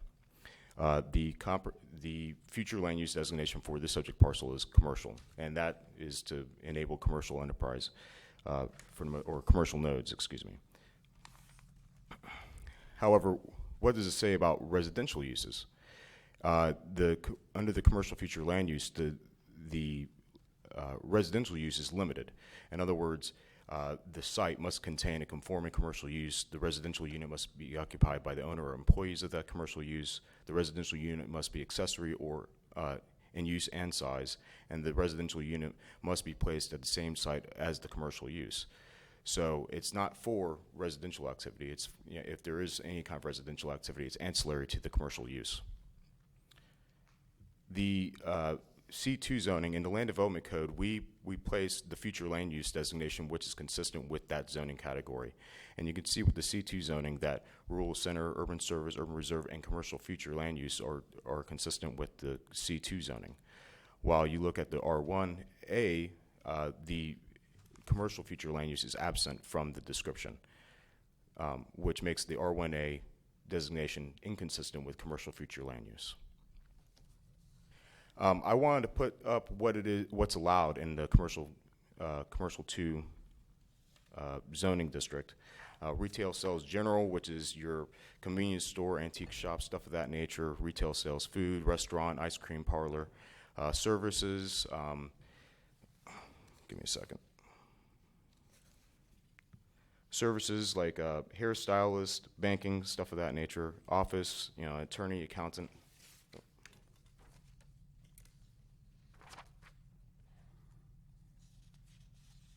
I'm having a malfunction. Okay. Commercial recreation and entertainment, that could be a bowling alley or arcade or something of that nature. Cultural, library, museum, civic, typically some kind of government building or government operation, and religious facility. So those are the primary uses under C2. So let's talk about concurrency in the development process. In the previous staff report, we had a transportation count which was away from the parcel. We tried to locate some traffic counts that were closer to the parcel. On State Road 21, we found a traffic count from FDOT back in 2013, which states that the southbound is 320 trips in the PM peak hour, while the northbound is 486. This is well below the 740 LOSD capacity of 21 and 26.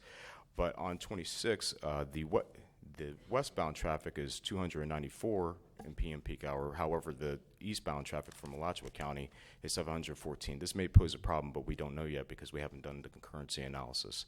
And I'll explain why. So concurrency analysis is supposed to happen prior to development approval. What does that mean? Well, development approval happens at the issuance of a final development order. So here's the development process. The applicant comes in for a pre-application meeting with the staff. We go through, in the case of Class 2 and Class 3 development, they come through with a preliminary development plan review, which is the application, site plan, engineering, stuff of that nature, and then we go before the development review committee. At that point, the applicant is told, given the ability to express what it is that they want to do, and the agencies are able to tell them what it is that they're going to run into when they go to submit their final development plan. At that point, in this particular case, we identified that the parcel needed to be rezoned to do what it is that they wanted to do. So then, if they pass through, if the development review committee approves that, then they are given the ability to, as long as the other conditions have been met, they are given the ability to go ahead for final submission. At final submission, they submit their site plans, and we do the concurrency analysis. We explain to the applicant what is expected of them from that concurrency analysis, and then they must achieve consistency with the concurrency by a number of measures. And then we provide them with a certificate of concurrency. And as long as the site plan engineering meets the Land Development Code and the Florida Building Code, then they are granted development approval. Are there any questions about what I just said? Yes. District 1? Thank you. If I understood you right. I know, there was a lot to process. Okay, so they have already been to that board, and they have given them the go-ahead, and now we are going to look at the rezoning. But after the rezoning, they still have another step to prove concurrency before it's issued? But we go before that we make a decision before that concurrency is, Correct. Yes, the rezoning, before they even can submit their final submission, the rezoning is going to happen. It happens first, and then they submit their final submission. At that point, so the preliminary development, we're not sure if that's, they propose a 9,100 square foot commercial structure. However, that may change at their final submission. And as I'll explain a little bit later, depending on what happens with concurrency, that may change during that process as well. okay, I did have material that was submitted to us that questioned the traffic and different issues. So we're not to consider that at this point. We're just supposed to consider the rezoning, and that will be taken care of in the concurrency portion later. Yes, ma'am. Yeah, it's mandated by Article 5 that we do a concurrency analysis and that the applicant meets concurrency standards of the Land Development Code before they are issued a certificate of concurrency and development approval, which is their ability to go ahead and build the project. Okay, so again, let me piggyback off of what District 1 Commissioner is saying. Once the concurrency is analyzed and you say they meet the criteria and the certificate is granted and so forth and so on, the submission is to who? Is it to the department, to the planning board, or back to this commission? No, their final plan submission is through the Planning Development Services and then disseminated to the appropriate agencies for review, and it's an administrative process. It does not come back to the Board of County Commissioners. This public hearing is the end of any public hearing as it relates to the concurrency issue. I mean, in other words, any technicalities that the applicant would face, it would be administratively dealt with and not in a forum per se. So correct. Yes, concurrency is an administrative process. Okay. District 2? Well, pretty much along the same lines. So you're saying the concurrency numbers that we're dealing with right now is all we have to work with to make this decision. And there'll be another set of them that we have no decision over after this is done today. Well, I would state that concurrency really isn't a part of the rezoning considerations as far as what the Land Development Code states for what it is that we're supposed to look at for rezoning. Rezoning is consistency with the comprehensive plan, and while concurrency is a part of the comprehensive plan, that is not supposed to be reviewed until the final development plan review, which is going to happen after which could happen, may happen, after the rezoning. Okay, so the answer to my question is no. Yeah. Mr. Brown, you have something? Yeah, just before Mr. Brown comes, council wants to interject something in. I want to ask Mr. Harris Burns a question. What would happen if the board granted this rezoning and then the applicant came back to the planning department and said, I want to do one of these other uses that's allowed in C2? Oh, they can change their plans, and we would, if they want to completely change what their use was, then we may go back and start at the preliminary development review and go through development review committee again. So we're not sure exactly today what's going to be on that site? No. And therefore, that is why its concurrency is largely irrelevant at this point. Yes, that is correct. Mr. Chairman. Okay. Let's see what Mr. Brown. Let's hear from Mr. Brown, and then I hear from. Thank you. Mike Brown, Planning Manager, Putnam County Planning Development Services. Just to reiterate this discussion, this is only a rezoning. We don't know what the final use is going to be. It's really no different than the rezoning you did previously. You mean we have to pretend we don't know? Yeah. Let's be honest. I mean. No, you don't know. You don't know because Commissioner, we've worked for a number of years at this level, on the regional level. A lot of projects come in for some saying this is what we want. When you get down to it, it's totally different. Anything within that category of C2 could happen at this site if the rezoning is allowed. So it could be a pizza parlor, it could be a bowling alley, could be a department store. We don't know that, and for that purposes, we can't do the concurrency at this point. I think don't what, see that. I think what I'm hearing is that the department has to be impartial and unbiased about what they may be proposing to do, and because you're not dealing with what anybody has projected that may happen to the property, you've got to stand on neutral turf with this particular hearing. All we're looking at is commercial C2 rezoning appropriate for this parcel? Okay. I'm going to That's abide all by the we're rules looking and at. regulations, but it's not fair that this stops the local level. Now we're going to the state level after this, and we have no No, more. it's not going to the state level. This is illegal. This is Said local. agencies, This what is agencies are they rezoning. going to? No, this is a rezoning, which is a local decision. After the rezoning. After the rezoning, if they apply for a specific permit for a specific project, you're talking about water management and all of those other agencies administratively, and not, But it's not they any have more to get boards. they have to get whatever permits would be required. That's what he's talking about. Under our local codes. Just like everybody else in this county, any other property owner that wanted to develop their parcel.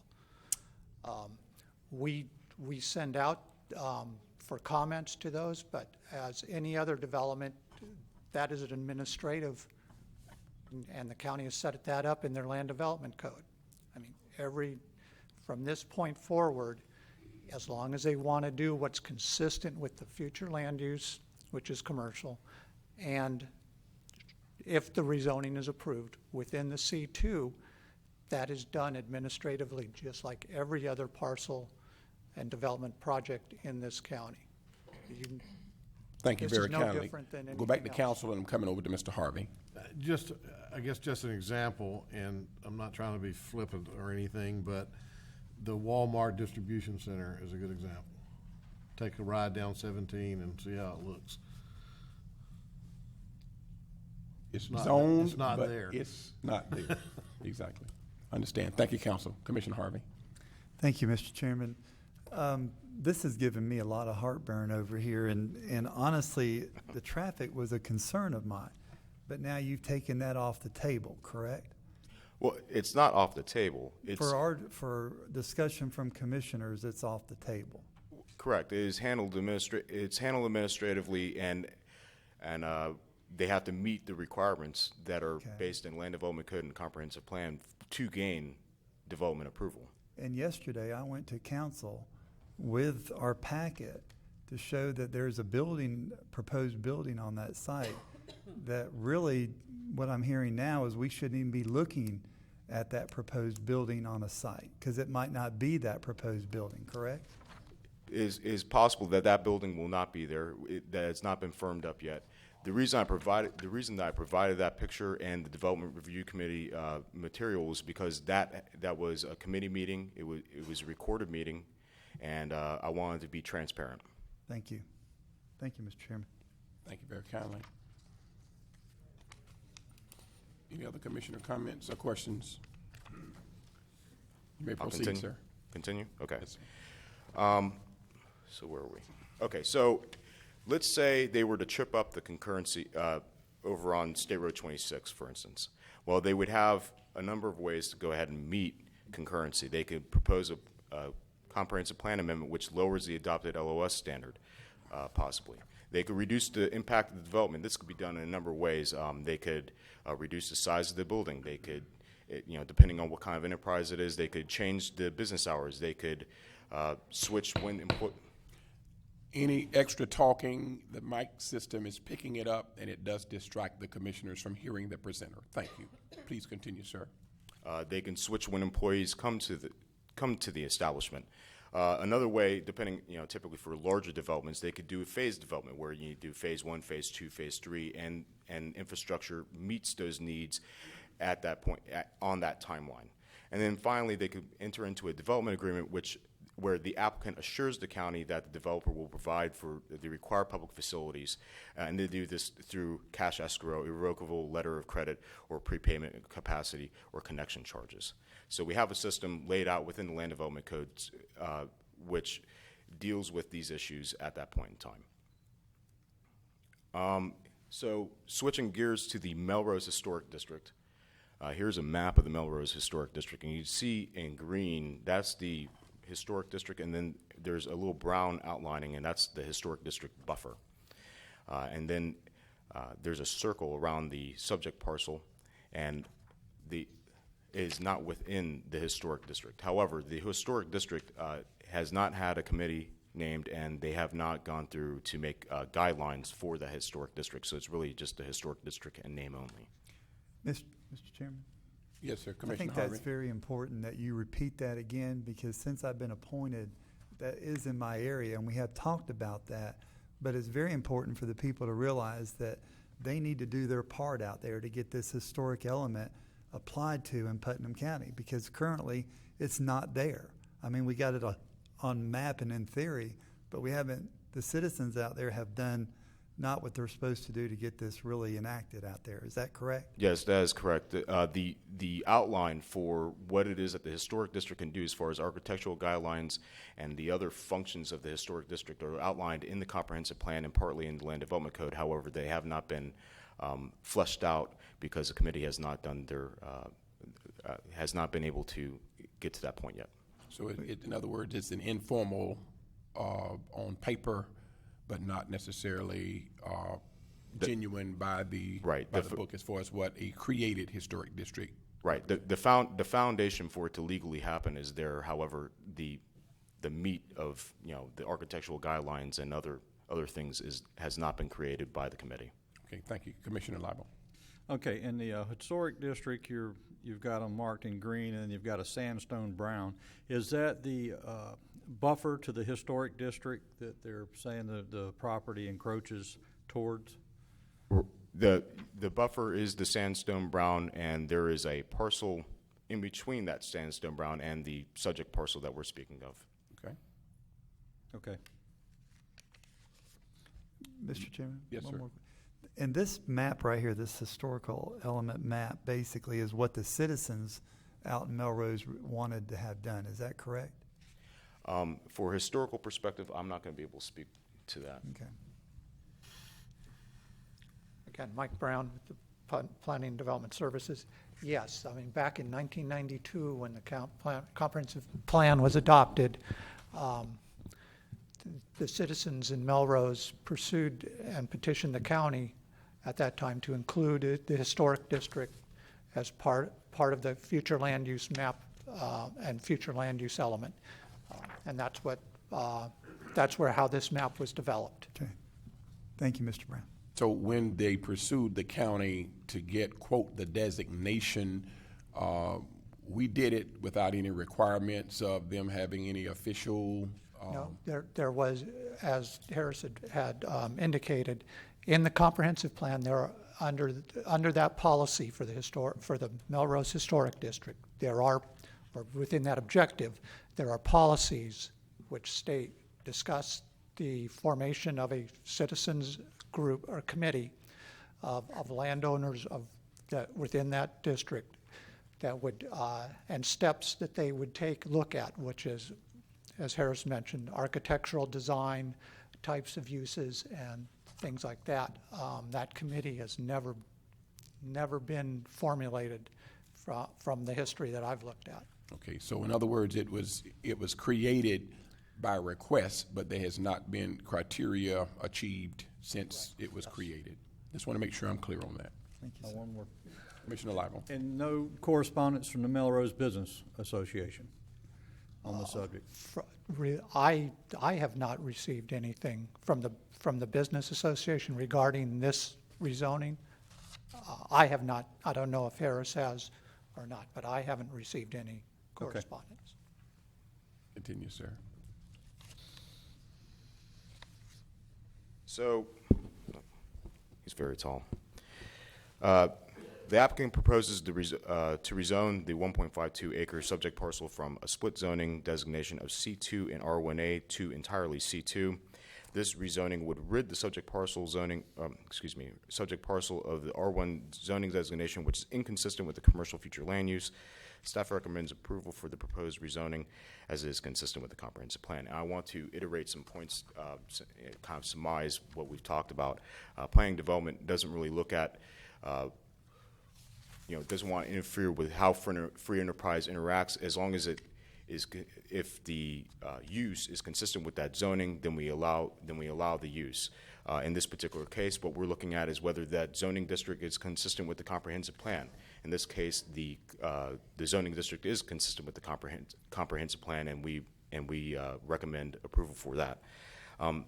Another thing about the nature of the parcel and the split zoning, currently the back half of the parcel, which is zoned R1A, prevents development of any commercial enterprise due to that that split zoning designation. And for this applicant or any other applicant to be able to develop this parcel, it would have to be rezoned to a commercial node. Currently, we don't have we do not split zone properties. We zone whole properties. However, split zoning happened in the past, and we have been trying to remedy it as we go. If there are split zonings, or in other words, multiple uses on a property, those fold into the PUD overlay zoning district. But in this particular case, if somebody wanted to do a residential and a commercial use on this parcel under a PUD, it would not be allowed because the commercial future land use, that use is inconsistent with the commercial future land use. Okay. And that concludes my statements. Is it? When was the flume created and the comp plan? What year did that come 1992. about? When what? 1992. It's been around a while. Yeah.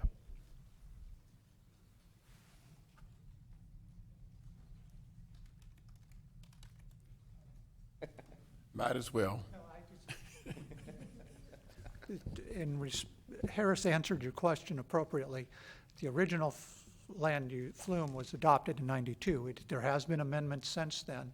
In 2010, we did ear-based amendments.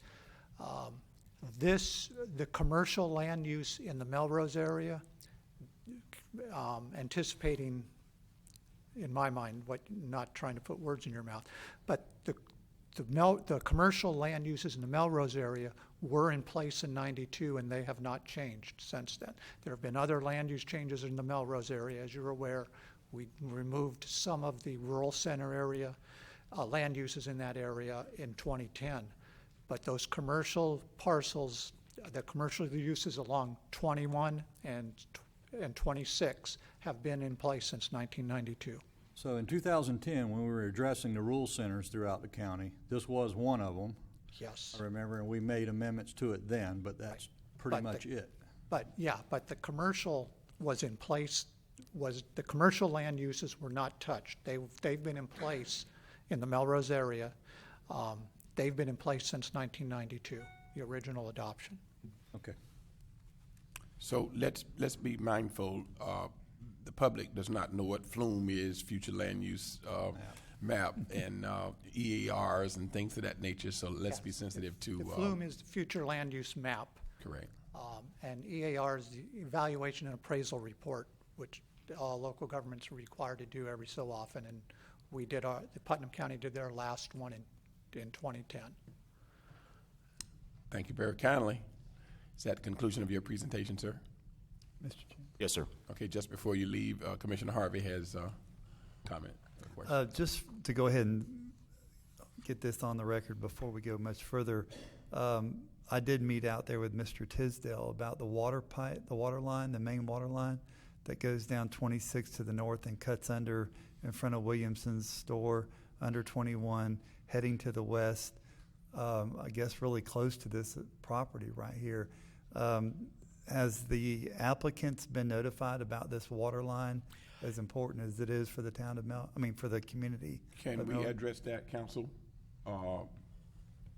Because we're talking about the applicant as in the zoning applicant, or are we talking about a facility? Because again, I want to make sure that we're dealing strictly with the zoning. I think it's fine. Okay, thank you. Thank you. Go ahead, sir. Yes, again, from our standpoint, Brian Hammonds, Planning and Development Services Director. From our standpoint, when we're processing rezoning, we do look at things like easements and that sort of thing. In this particular case, the utilities haven't produced any kind of easement. Their concern was that they didn't have one. And from our standpoint, we're not involved in that at all. That's a private real estate matter between two private entities and will not affect their development proposal or any development proposal on those properties. As far as we're concerned, that's something the property owner will have to work out with the utility. Thank you, Director. Okay, thank you so much for the introduction and the staff presentation, sir. Okay. Please stay tuned to this station. Yes, sir. Applicant presentation. Good morning.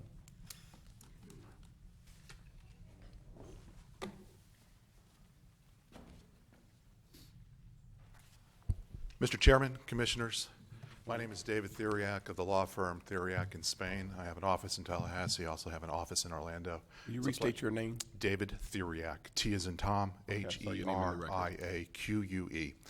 I have a copy, a 3-ring binder of our exhibits, if I may provide them to the Commissioners. Thank you.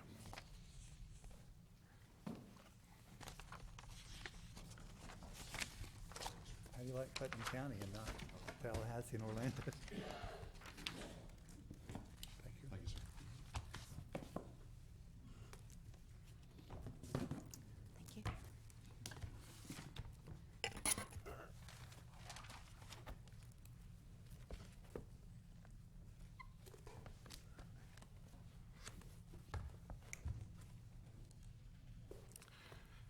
I'd like to start off by just briefly walking you through what's in the binder, and then I'm going to ask for our exhibits to be introduced into evidence. If you open up on the left-hand side is an opinion letter from our office just setting forth the standards for quasi-judicial hearings. And I know your county attorney has briefed you in the past. I'm not going to read my opinion letter, not going to spend a lot of time on it, just other than to remind the Commission that unlike a legislative hearing, you're obligated when you're in a quasi-judicial hearing to sit as a judge. You're making a decision on whether competent substantial evidence has been introduced to establish that the applicant has met your adopted criteria for the rezoning. And that's your job. There's a lot of case law out there about applause meters, petitions, just non-expert opinion, not rising to the level of competent substantial evidence. A petition for or a petition against is not evidence. An opinion that is not supported by expertise, such as somebody saying the road can't handle a certain amount of traffic and they're not a traffic engineer, or somebody saying that the property values are going to go down but they're not an appraiser. To provide opinion testimony, you have to have education and training.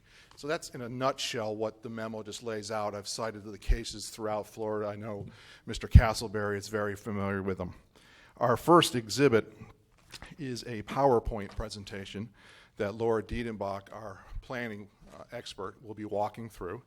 Our second exhibit, several of these are just excerpts from your regulations that we're going to be referring to, so we thought it'd be helpful for y'all to have them in case there's a question. The tab 2 is a copy of the county's future land use element. On tab 3, it's sections from your land development code that address the various commercial zoning districts that are allowed under your zoning code. Tab 4 is a table of dimensional requirements for your commercial zoning districts. Tab 5 is a floor area ratio and impervious surface coverage table, again out of your land development code. Tab 6 are your adopted regulations that an applicant must comply with in order to request a rezoning and to be successful in getting a rezoning. Tab 7 is in an abundance of caution, if there are questions dealing with traffic, we have a traffic impact statement. Our traffic engineer is here, and I'll comment upon that a little bit more once we're done with the exhibits. Tab 8 is the resume of Laura Diedenbach, and tab 9 is my resume. I know some of you have not met, so I want to stress that at the rezoning stage, I'm going to try to put it into non-plannerese language and non-legalese language. We're dealing with the color on a map. I mean, at the end of the day, a color in the map does not add any trips to a road. And that's why you don't look at concurrency. The color on the map gives you a range of different uses that ultimately may or may not be on that piece of property.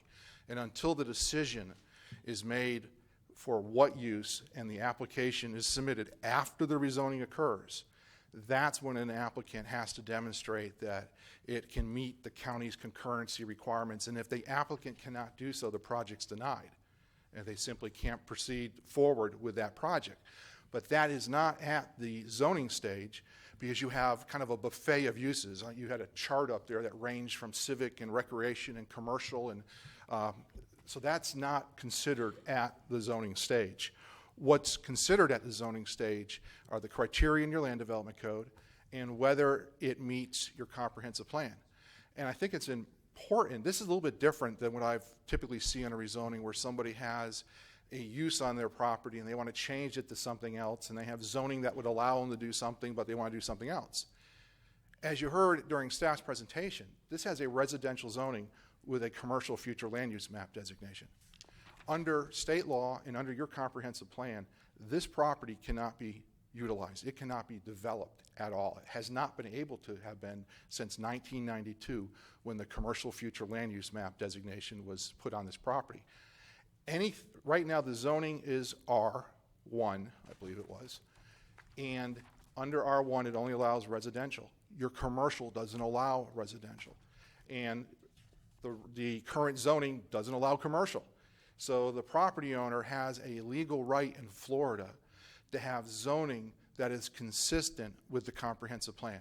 Because right now, because of that inconsistency with the current zoning to the current future land use map, all use is precluded on that property. It would be illegal for somebody to come in and try to build a single family home on that property, because it would violate the comprehensive plan. So what you're being asked to do today is to fix that inconsistency and to assign a commercial zoning district on the property. It corrects the conflict between the comprehensive plan and the zoning, and it corrects that split zoning that you heard about.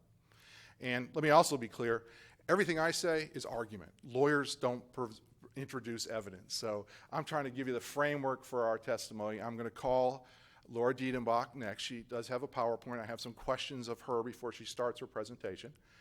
And then we're going to rest.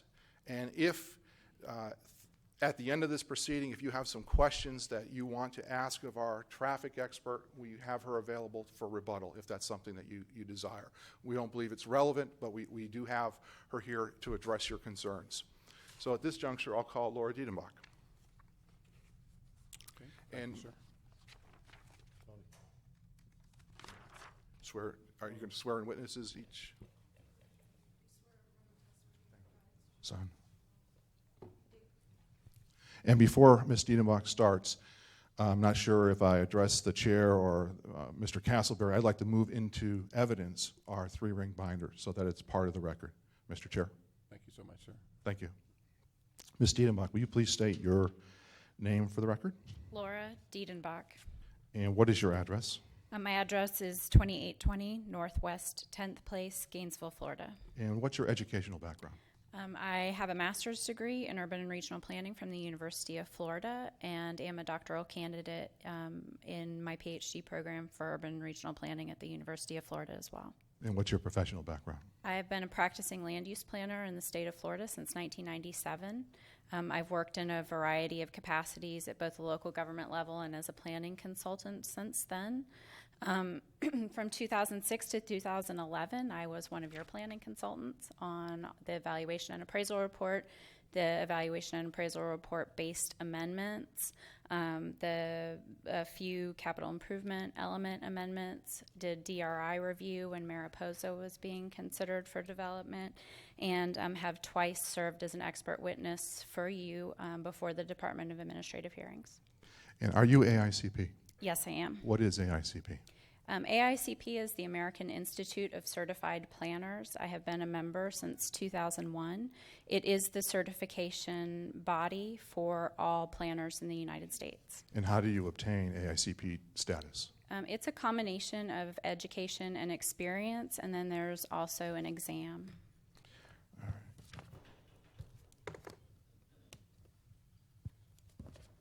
Ms. Diedenbach, tab 8, is that a true and accurate copy of your resume? Yes, it is. All right.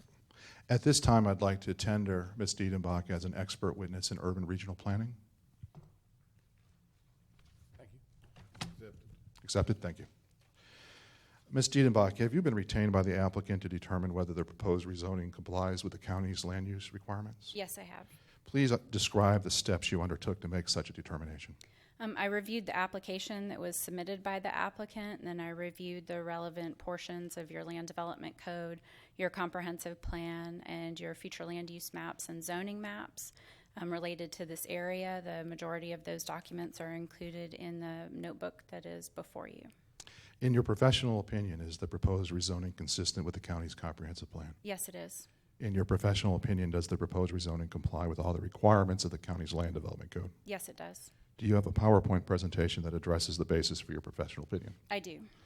All right. At this point, I'll turn the podium over to Ms. Diedenbach to walk through her PowerPoint presentation. Thank you. Please continue.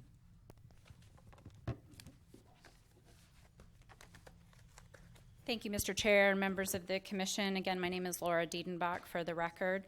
Much of what is in my presentation is reiterative of your staff's presentation, so I won't belabor things, but we'll walk through very quickly what our request is and what we're asking of you today. We are requesting a rezoning on this subject parcel, actually a portion of this subject parcel, for consistency with your comprehensive plan and future land use map. In yellow, you'll see highlighted the rezoning area. The parcel is 1.5 acres in size, and in blue, you'll see the overall property, which was the subject of the pre-application meeting. The aerial map here shows you the context of the surrounding commercial areas and the commercial nature of State Road 21 and State Road 26 in this area. Again, the future land use map for our subject property is commercial, as is the surrounding properties. All of these parcels that are highlighted in yellow before you are parcels that have the R1A zoning. You'll see the current zoning on the subject property. You'll have the split zoning on our subject property. And then you can see the surrounding R1A parcels. There's a cluster of them there. And those areas are inconsistent with your comprehensive plan's future land use map. In Table 2.01A of your land development code, you'll see that you have a table that shows how the different categories in your future land use element are related to the zoning districts. And through this matrix, you're able to clearly tell what land or what zonings are allowed in the commercial future land use. You have two other zoning districts, the agriculture zoning districts, which are allowed to remain should they exist in commercial future land use, but no one can rezone to agriculture if they have commercial future land use. Your LDC section 2.03.05 outlines your residential 1 zoning categories, which include R1A. And you can see that they're primarily allowed in the rural residential, rural center, urban service, and urban reserve land use categories, and exclusively allow residential single-family uses.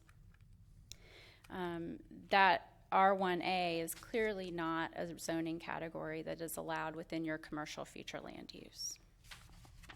So our proposal that we're asking you to approve today is to remedy the split zoning on the property and rezone the entire parcel to C2.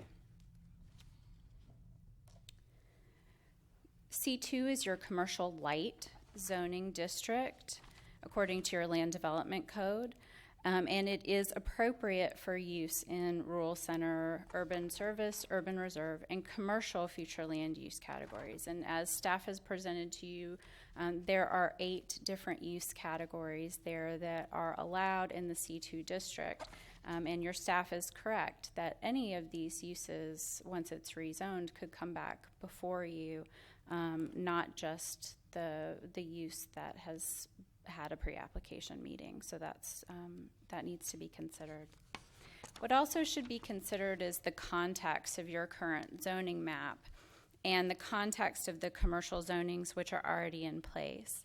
And you can see from this map that C2 is the predominant zoning category throughout the Melrose area. There are a few parcels that are C3. There's one C1 parcel that is within the historic district, but you can see even within the historic district, and I'll show you a map of that later.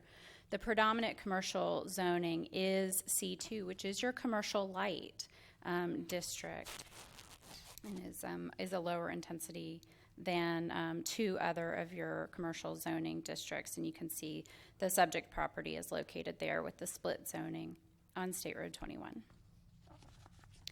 Our justification for use of the C2 district is that the C2 is the predominant commercial zoning category in and around Melrose.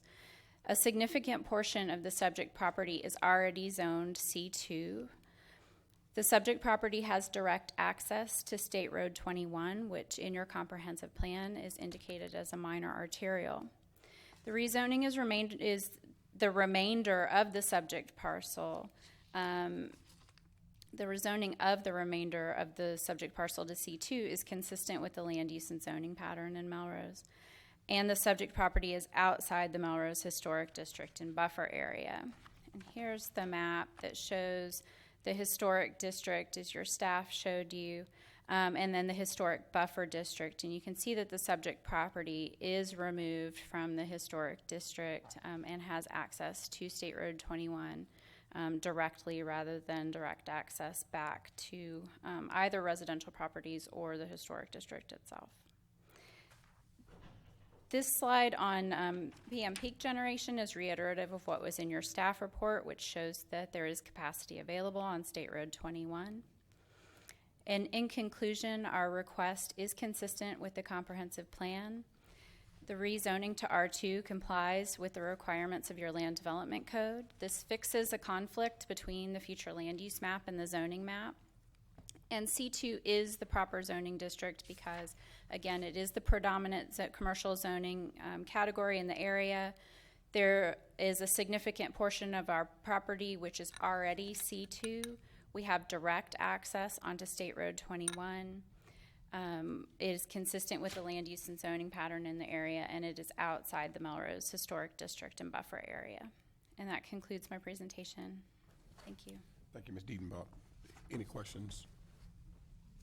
Pretty straightforward. Thank you very much. Chairman? Yes. Just for the record, a moment ago, Mr. Theriak asked you to admit this booklet into evidence, and my recommendation is for you to do so, but I think it's a decision that the chairman needs to make for the record. Okay. To admit them into evidence. Most definitely, for the record, the applicant's exhibits for rezoning is admitted for the record. Mr. Chairman. Thank you. We have no other witnesses at this time. I would like an opportunity for rebuttal and a few closing remarks once we get to that point. That certainly will be a part of the process. Thank you so much, sir. Interested party against? Actually, four. Are there any other interested parties that's for the proposal as presented? We will move forward to interested party against. And again, council, just reiterate, interested party is an individual that would come that would be subject to cross-examination. Yes, it's an individual that is against this rezoning, that wants to offer evidence to the board as to counter the things that the applicant just made, as opposed to people that have generalized comments or objections to it that would be better suited for public input.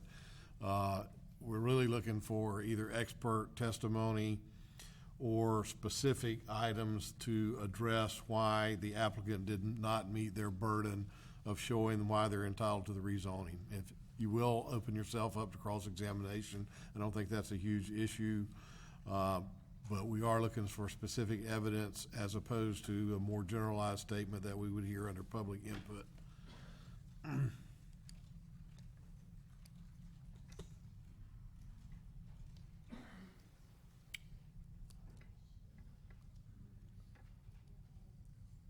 Good morning. My name is Deborah Massey, and I'm not sure if this is something, but I did want to let the commissioners know, I am currently vice president of the MBCA, the Melrose Business and Community Association, and we did have a Melrose Vision passed in 2012, and I know that I have given you this, but I just wanted to reiterate that we did vote on this, even though we haven't done all of our homework. The zoning board has let us know how to create an overlay to help us save our beautiful little town. That's really the only thing that I believe I have a substantial rebuttal against what our Melrose Business and Community Association has passed. Council, is it appropriate for us to introduce into the record the Melrose Vision? Want to see it, Mr. Theriot? Please, you have extra copy.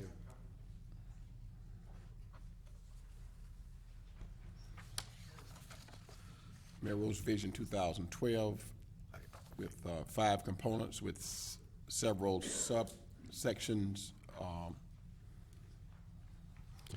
Mr. Chairman, I have no objection to this document coming in. We probably ought to number or give letters to them so that the court reporter and the record reflects what's coming in. So let's call this interest party against 1. Thank you, Mr. Chairman. Okay.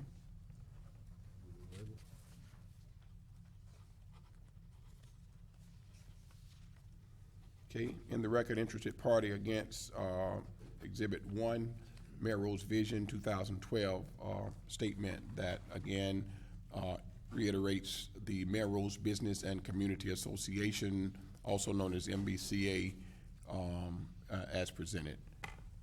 I see a hand in the back of the room, I'm not sure. Okay.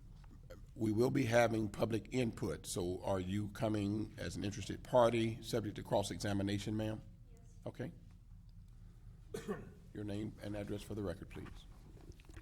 My name is Linda Kemp. I live at 25411 Northeast State Road 26. I was going to say these comments later during public comment, but I think they're relevant right now, so that's why I stepped forward. I'm here to object to the rezoning of the parcel R15002. I know that the Planning and Zoning Board voted in favor 5-3, but I want you to know some important information was left out of the staff report recommendations. The map of the historic district was not included, so they could not realize the proximity of only one residential lot between this one and the historic buffer zone. Number 2, they were not given a complete list of zoning options, and especially the CPO category, which stands for Commercial Professional Office Zoning, that would more appropriately fit into this commercial intersection. It would allow small offices and businesses under 5,000 square feet to operate at this site. Number 3, the CPO zoning category would remedy what they call an inconsistency on the future land use map by using this commercial designation. And I want you to know that Melrose citizens are already talking about an overlay map that we can work with your county planners on that would better define and protect the historic natural areas of our town. We have even discussed this with the Putnam County planners, who seem very positive about working with us on this project. And I just want to point out one thing about the map, this map. It shows the intersection of State Road 26 and 21. And unless you go to that one traffic light that we have and you look at Chiappini's store, which is listed on the National Register of Historic Places, you will not understand why the people of Melrose are upset about this garish Dollar General wanting to get rezoning so they can build on this property. This Chiappini store is like a store you would go into in a museum. It is captured 1935 to the T. You know, it should be a tourist destination, and you can't tell this by looking at this aerial map. You have to go there and look at it, and that's why the people of Melrose are upset about this location, and they don't want you to vote for it. And see my last few comments. So today I'm asking you to vote no on the C2 zoning of this parcel, or delay the vote until your staff can study this more closely and work with the citizens of Melrose who are overwhelmingly against it. And I have some more rebuttal comments later that I'd like to bring in about all of the people who have responded to this issue. I set up a Facebook page. There have been over 5,386 hits on that site, and I have not heard but one person in favor of this. Any questions? Ms. Kemp, the information that you read from, we do need you to submit that as an exhibit. I will submit it right now. We will get copies of that, but we do need that so that, because again, it's subject to the cross-examination clause. And I do want to ask you a question. The store that you made reference to Yes. In the map, It's called Chiappini Store. It's been in the Chiappini family since it was established in 1935. I understand that Christopher Robin Chiappini is the person who has brought this issue. Chiappini family is a big family. He is only one of the members of that family. And I don't believe that whole family is in favor of this happening. But Mr. Chiappini, you know, has a need to acquire some funds for his private life, whatever, and he has a right to do that. So this is not against Robin Chiappini at all. I see him again, every certainly the day. family should be able to speak for themselves, but I was just wanting That's to true. know whether or not there was any relativity in the store you mentioned and the property owner. Oh, yes, it is. It's been in the Chiappini family since 1935, Bless and you. we just treasure that. Okay, thank you very kindly. Yes, sir. Mr. Chairman, I have no objection to this document being introduced into evidence. Okay. I do have one question for Ms. Kemp. if that- Okay, Ms. Kemp, Share the mic unless the other ones. it's There coming. it is. Here, I'll hold it. You can have this one here, ma'am. Do you have any training or expertise as an urban regional planner? I do not. Thank you. I live in Melrose, and some of these, the CPO zoning that no one has mentioned, I had a consultation with a local attorney who has knowledge of Putnam County Mr. Chairman, codes and regulations. He's not here today. I think Okay. we're going a little beyond the scope here. Okay, Okay. thank you very No kindly. other questions. Thank you, Ms. Mr. Kemp. Chairman. No further questions. Mr. Chairman, I do have one comment. It was mentioned about the Planning Commission not being advised or included anything about the CPO zoning district. This planning staff, the applicant makes an application for rezoning to a specific category. The staff analyzes that and makes a decision whether it's consistent with a comprehensive plan and meets our rules or not. It's not up to staff to suggest or identify other zoning categories that may be appropriate. Thank you, Council. I was going to make mention of that as well. Once an applicant makes application and they apply for a specific zoning, the options that are out there, we cannot make it a multiple choice kind of test. So that's just for the record. You don't have to respond. Well, I just want to say the applicant, of course, would not want CPO because if CPO was on that site, a Dollar General store of Okay. 9,100 feet All would right, not Ms. be allowed. It Okay, would have Ms. to be 5,000 or under, so. But the applicant is entitled to apply for whatever Oh, zoning yes, I agree. they agree. desire, and it's up to staff and the planning commission to decide whether that's appropriate or not. Well, as a citizen of Melrose, Thank you, Ms. Kemp. Thank you you. very kindly. Okay, at this time, are there any other interested parties against?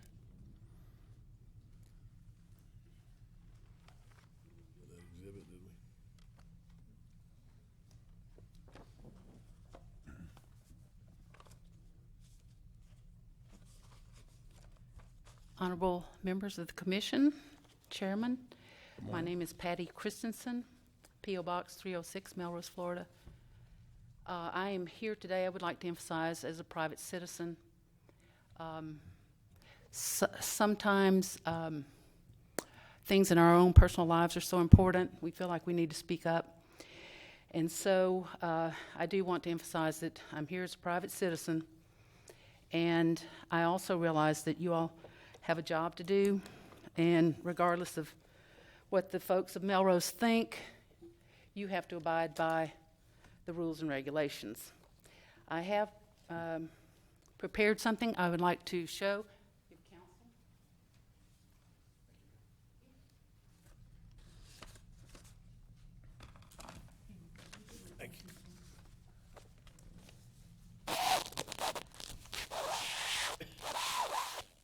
This will be labeled as exhibit number 3.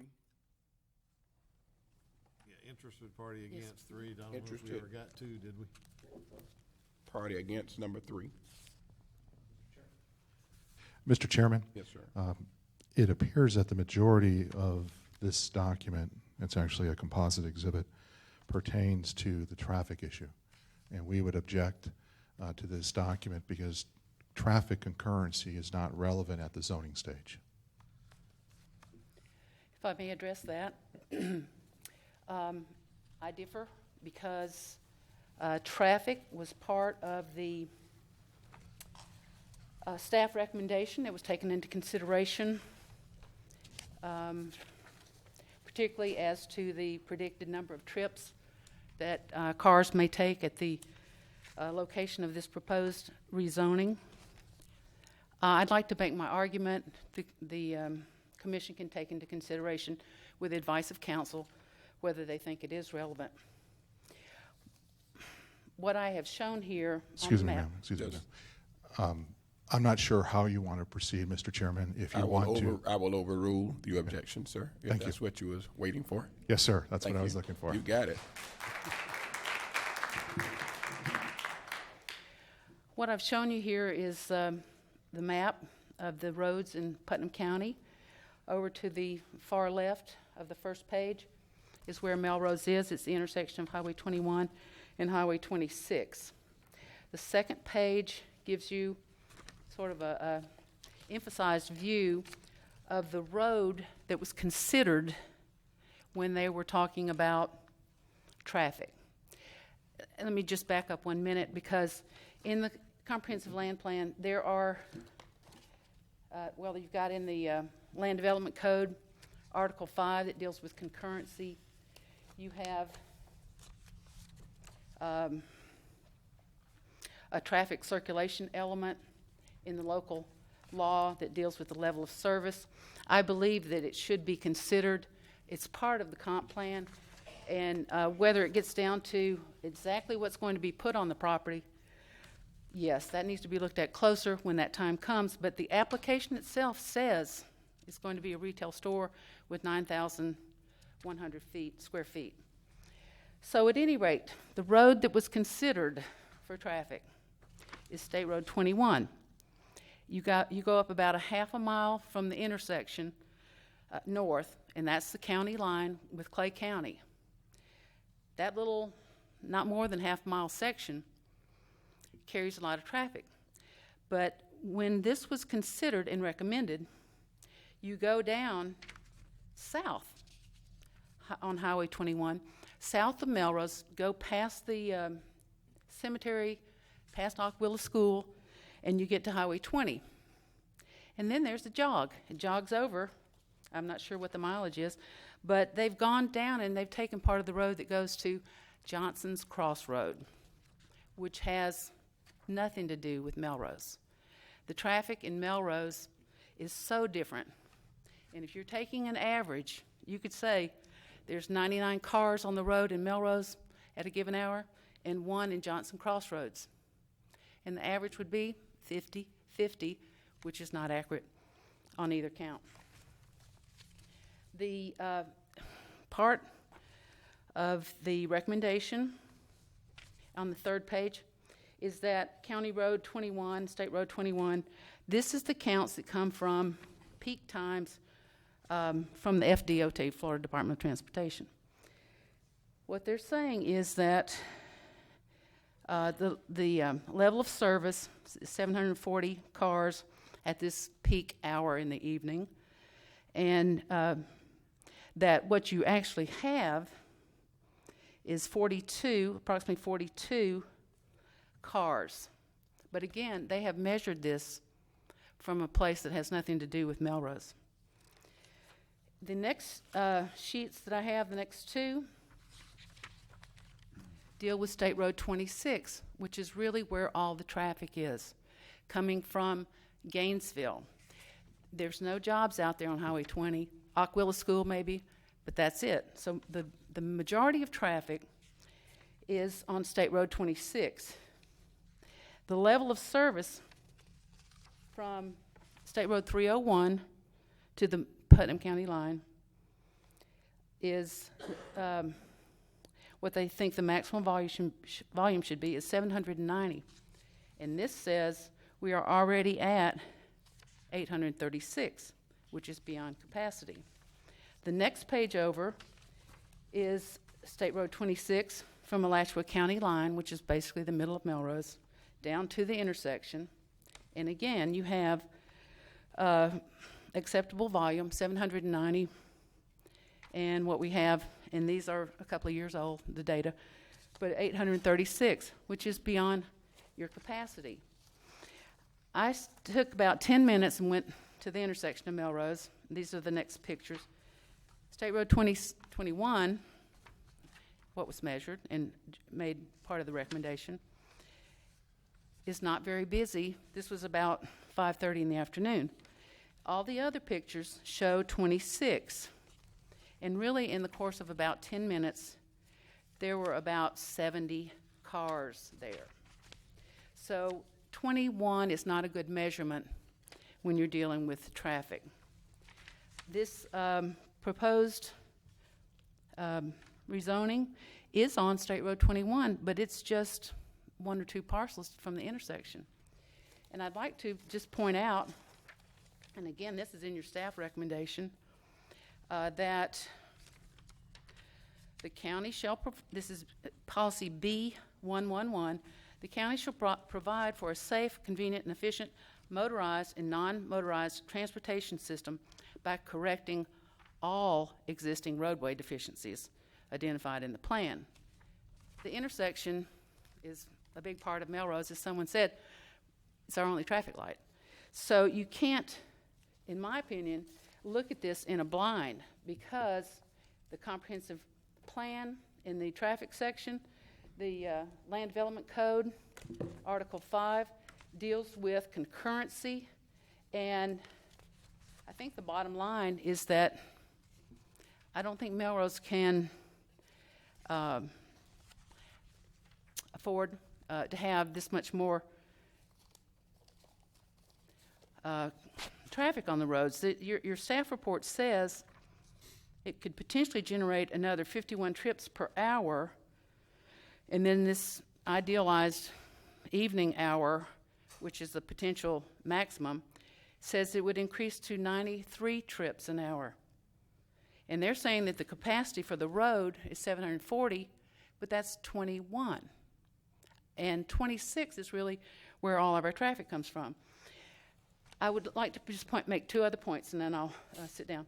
But the vote that came out of the commission below, the planning board, was 5 in favor of the change and 3 against. If we in Melrose had gotten one more vote, it would have been a 4-4, and there would not be a recommendation for this rezoning. That should give you pause to think about this, because getting 3 votes on the first phase, I think, showed that the folks in Melrose made a good presentation and gave good reasons why this rezoning should not occur. The other thing I'd like to say is with, and this is the last picture in my little packet, is the historic district map.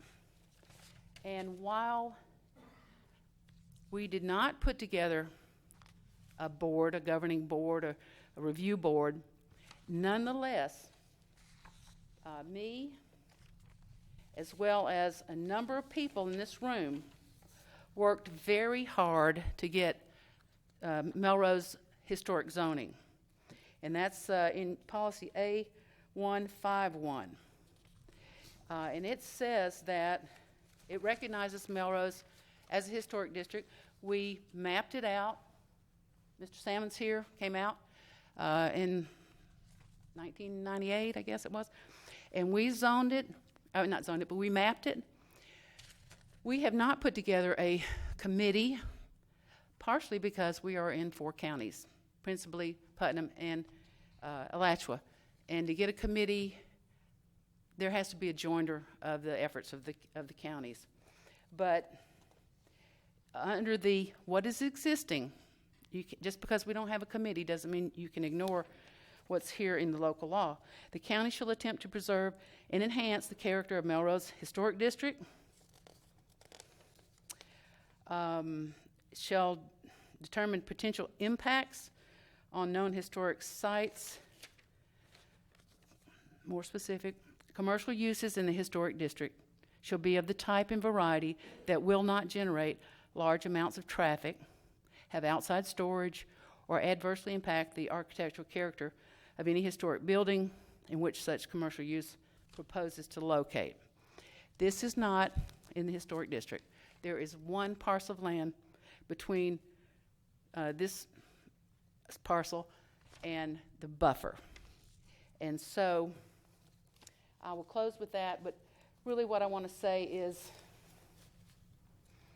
Melrose is different, and I don't agree that it's a color to be marked in on a map. Melrose is different, and we have all these people here who are very concerned about our community. We love the Chapinis. We want them to be able to make money and use their property.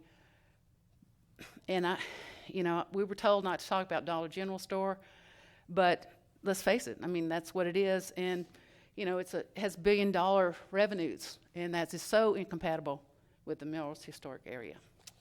Any questions? Yes. Thank you so very much. I'm sure that there's going to be rebuttal. Cross-examination, I'm sorry. Okay. This is Judge Christensen, Ms. Christensen. As a private citizen. Good morning, Your Honor. May it please the court. Do you have any planning expertise, ma'am? I sat on the Planning and Zoning Board here for 2 years. All right. Do you have a degree in planning, urban regional planning? No. All right. And do you have any expertise in traffic engineering? No. I have had several cases with the Florida Department of Transportation, but other than that, You don't consider yourself to be a traffic engineer? I do not. Okay. Thank you. Thank you. Anything from the board? Mr. Chair, District 1? I would like to know what document you read to us from. You didn't pass anything out, and I'd like to know where it came from On and the what it's historic part district? of. You said the part I'm interested in, the impacts on known historic sites, that there should not be any. You can't hear me. I wanted to see the document that Ms. Christensen read from that talks about not impacting historic sites. It's part of the Land Development Code. It's policy A151. And I just printed out a portion of it, but it is within the local law. Can we look at what you've got? Yes, ma'am. Thank you.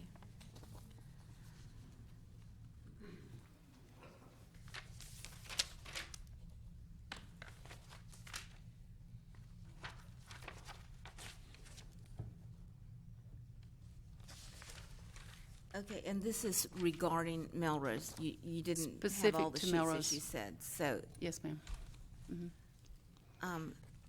I guess I would like to know if this is something that we should be considering. It's part of the Land Development Code. Counsel. And I think the applicant's expert is correct in that from the portions of the code that they reviewed, it's compatible, but I think they didn't go far enough because we do have this concurrency issue that is in 2 different places. We also have a historic district, and no, this particular parcel that they're talking about is not in the historic district, but you know, I'm sure all of you have been to Melrose, and that is part of our identity. And so what happens at the corner has an effect. So I would just ask that you take that into consideration as well. Thank you very kindly. Any other cross-examination?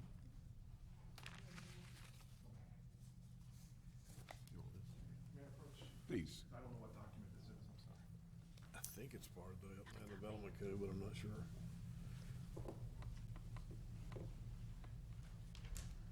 Please come forward, sir. Mike Brown, Putnam County Planning and Development Service. Just a point of clarification. That is from the your adopted comprehensive plan.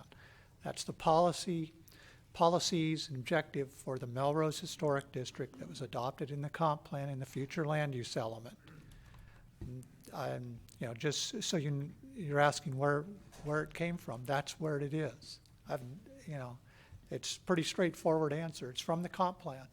And it does set policies, but again, this parcel does not infringe on the historic district as mapped and adopted in the comprehensive plan or on the buffer for that district.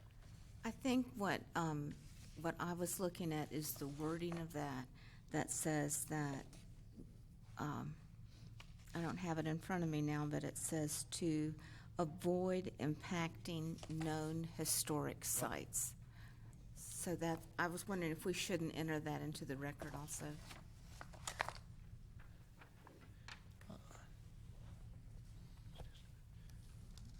So if it's not to impact. The wording from policy A155 that says the county shall attempt to preserve and enhance the character of the Melrose Historic District.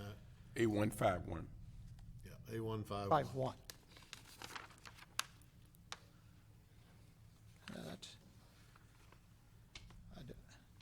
This doesn't have an A151. Go back to the front. Oh, A151. The significant historic resources shall be protected through designation as historic sites. The highlighted part, okay. Adjacent to property shall review at the time.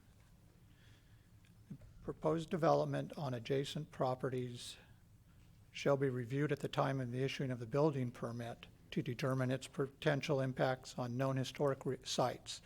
So that's at the time of the building permit. Right. When such construction or other development activity may impact adversely on a historic/archaeological sites, the proposed development must provide sufficient buffering. So again, that would be something considered at the time of the building permit, which we haven't seen yet. This is just a rezoning. I think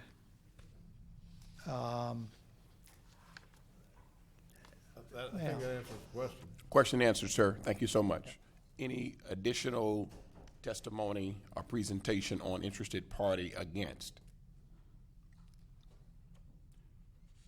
Okay, ma'am, we are going to have public input. Are you public input or are you? Okay, well, I'm not ready for you just yet. Yeah. Did you fill out a card? Okay, I'll be calling you. Okay, stand by. Okay. Any additional rebuttals?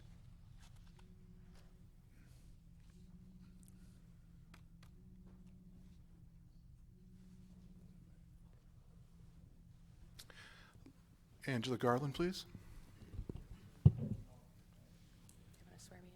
Need to swear the witness in. Angela Garland, GTS Engineering.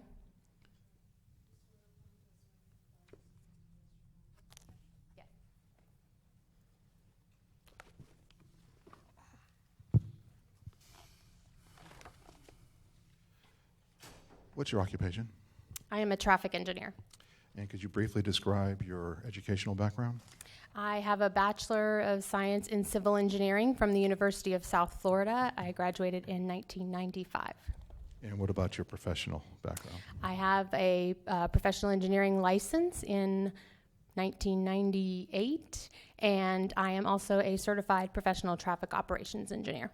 And you are employed at MPH Transportation Planning?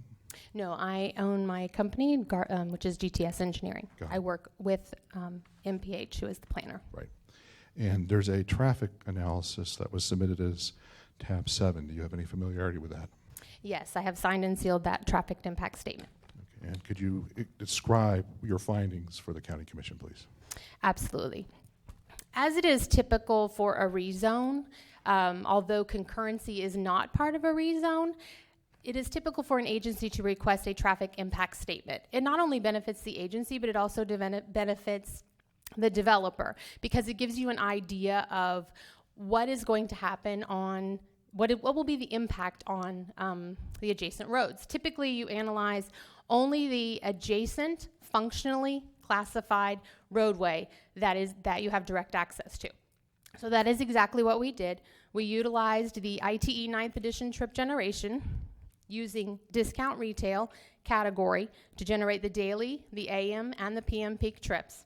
And the PM peak trips you've been hearing are about 45 trips in the PM peak hour. Those were then distributed on the roadway based on the existing traffic counts. So 60% headed to the south and 40% headed to the north, as you can see on our graphic on figure. And this is in tab 7? This is in tab 7, sorry. I'm sorry, 60% to the north and 40% to the south of our site. And that is on figure 2.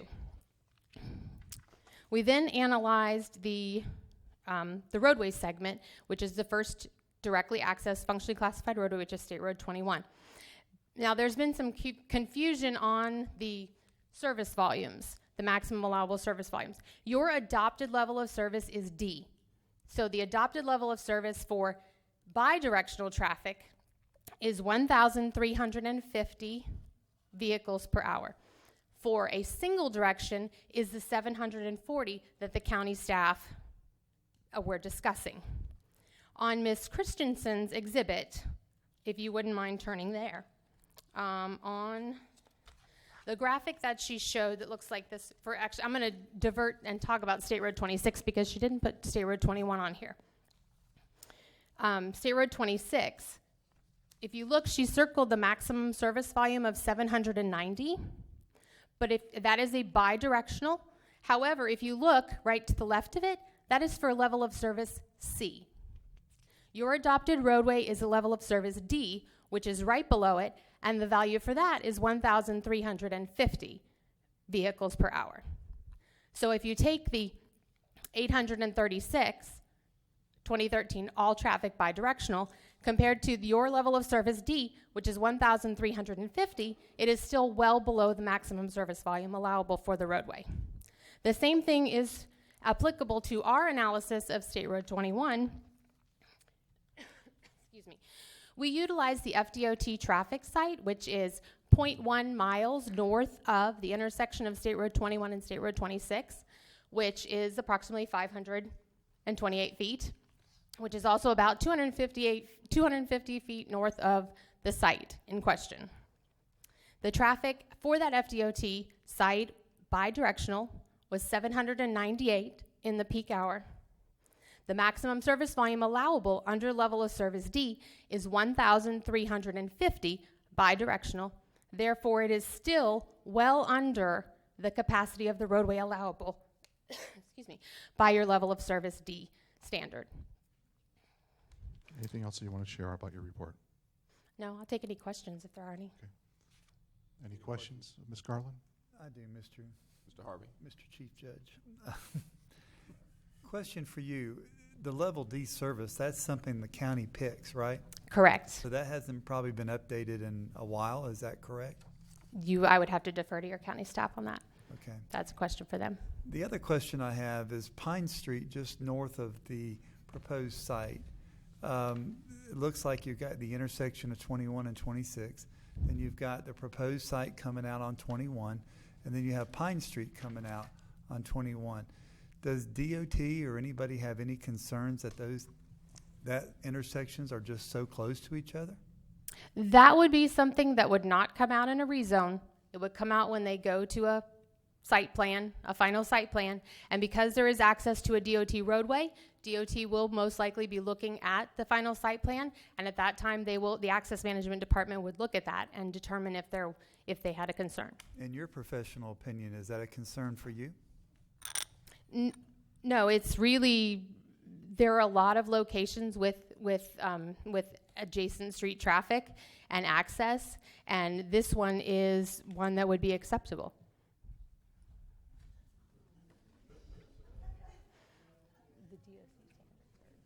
Thank you, sir. Any further questions? I would have to defer to the DOT access management standards for that. Any further questions? Thank you. Thank you. Done. Mr. Chairman? Yes, sir. I have two mics. At this time, we have no more witnesses, but when public comment is done, if we may have a couple minutes closing to be able to respond and summarize our evidence. Okay. Thank you, Mr. Chairman. Thank you very kindly. Could we have a break? It has been requested that we have a break. We will reconvene at 12 o'clock. 6 minutes, sir. Can I call you Chief today? Thanks. I should have wore a black robe. Come give me a buzz. All right, Laura.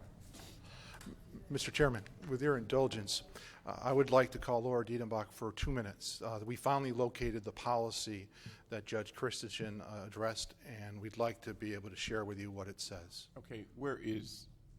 No, I've got Laura Diedenbach as my expert planning witness. Ms. Christensen, where is she? She's in the back. She's in the back. Okay, can she hear? Yes. Yeah, I want her closer, though. That's fine, I just, I just want you to be in earshot of what's being said and presented right now, okay? You may continue. Go ahead, Ms. Diedenbach. Ms. Diedenbach. Thank you, Mr. Chair. For the record, Laura Diedenbach. I pulled up your future land use element on off of your website, and I'd like to talk to you about the policy 8.1.5.1 that was referred to earlier. It's under an objective 8.1.5, which talks about you maintaining regulations in your land development code to implement the following policies, which provide incentives to maintain and restore historically significant areas and structures within Putnam County. Policy A.1.5.1 states in its entirety that significant historic resources shall be protected through designation as historic sites and through designation of historic districts by the county. The standards for protection, rehabilitation, and maintenance of historic resources shall govern the review of proposed alteration and remodeling of historic structures. So that policy is specifically related to the alteration of the historic resource or historic structure itself. And you have applicable policies in your land development code to protect those structures. So this policy would not apply to the property that is the subject property of this rezoning. Yes, we recognize this beyond the district as well as the buffer. So thank you so Yes, much sir. for that Thank insight. you. Just wanted you to hear that. Any comments? I agree that the rezoning parcel is not within the historic district, but a lot of work was done to get that in the local law, and we just ran out of steam basically on getting a group together. But it's there, it's in your local law. We do have a historic district, and we've worked really hard to preserve it. This is not within it, but please don't have on blinders because so many of the county commissions believe that Melrose ends at the county line, and it doesn't. Those of us who live there don't see the county line. Our neighbor lives across the street, happens to be in a different county. But anyway, just for perspective purposes, it is a historic district. Thank you. Thank you so very much. Okay, as we continue to move forward, we're moving now to the close of the formal proceedings, which means we're going to public input. Going to ask all who have submitted cards that you are speaking, please address the commission. If there is a need for consultation or for someone to speak to the to a specific question that may be presented, the chair will refer to that individual. There will be 3 minutes allocated per person, non-transferable. I do have the cards, and they're alphabetized, and somehow if someone's card come late, then of course that will break the order, which is not a problem. Mr. Eric Ehrenberg and Ms. Megan can accompany you and be second. You can come now. You don't have to share the 3 minutes. I just called her. No. So I thought y'all might be kin. Yeah, we definitely are. Okay. Good afternoon. Thank you all for your time. My Thank name's you. Eric Ehrenberg, 102 Lakeview Trail in Melrose, Florida. It's been an interesting day. Learned a lot. Appreciate everybody's time. I'm a little more confused about what might actually show up there than I was when I first walked in the door. That's a very huge concern because of the way the decisions are going to be made. Melrose, when I grew up in South Florida, unfortunately I'm aware of big cities, big box stores and all that sort of stuff. Moved to University of Gainesville to go to university, decided to raise my family in Melrose specifically because of the history and the nature and just the special place that it is. It's you've got it hasn't been brought up except one time, but we're talking about all these traffic concerns. Catty corner to this whole thing, there's the Melrose Elementary School. You got, I understand the red blocks, I understand future planning, I understand design for commercial development, but also it's what type. Unfortunately, there's a broad spectrum of what those commercial developments are in our code, but I think we all have to try and make a decision on what's appropriate for the places that are there. And Melrose is definitely a special, special place. That's why I chose to raise my family there, and I definitely oppose the placement of a big box store. I don't want to turn our little red corridor into Orange Park. Thank you for your time. Thank you.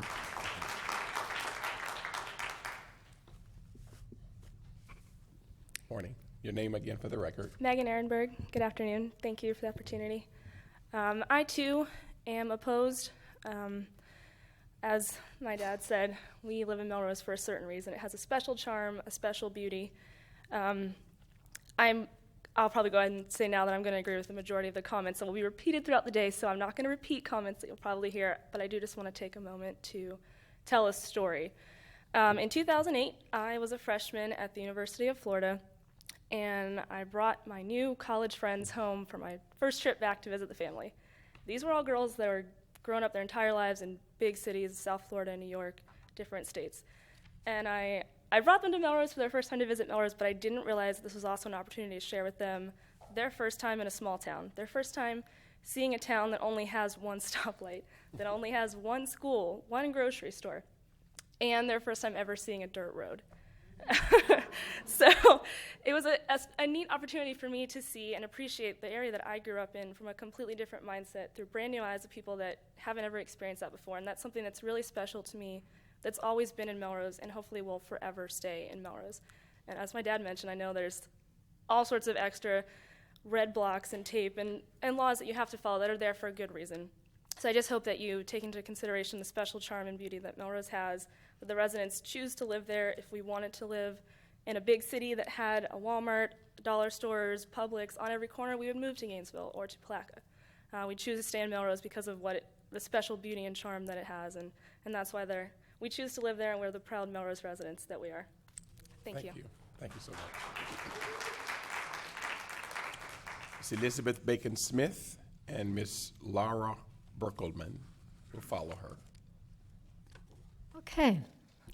Elizabeth Bacon Smith, 203 Morrison Road, Interlachen, Florida. I'm going to have to read my notes because I kept adding to them. Even though this seems a bit of a backwards process and it puts you in an awkward position regarding getting public input and being responsive to it, I want to speak because this is going to be my only opportunity to speak. So even though it may be moot and irrelevant, you might take it into consideration regardless. There's already a Dollar General that's located in Keystone. It has a huge parking lot. It's been renovated. It's not a very far distance for people to drive if they want to go to a Dollar General. So I'm here to express my objection with any changes that would allow a Dollar General, a food desert type store, which would increase dangerous traffic and gouge into the lovely, unique, artistic, historical community atmosphere of Melrose. So my concerns are twofold. With someone recently having been hit and killed by a car as he was walking on a Friday night art walk, I'm especially concerned about the increase of traffic dangers in an already congested area. Yet I am also concerned as well about preserving the visual, unique, historic atmosphere of Melrose. The legalistic approach of the applicant reminds me of the letter of the law versus the input of the community who's actually affected by this potential being the spirit of the law. So at the very least, I ask that you delay your vote because this will forever or would forever impact the Melrose Historic District and area. Thank you. Thank you so very much.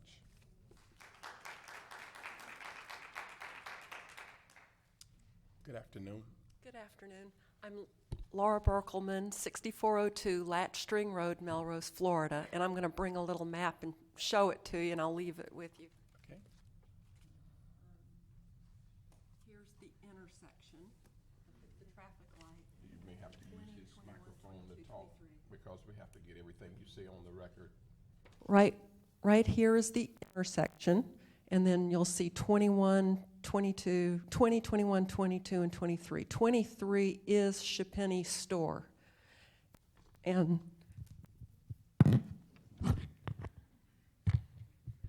the subject property in 23 is Chapinny's store. It is adjacent, immediately adjacent to the subject property and the zoning.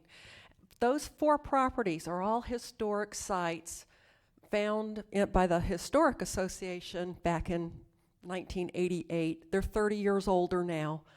According to Chapinny's in the Lake Region Monitor, they're in the district. Apparently they don't know they're not in the district.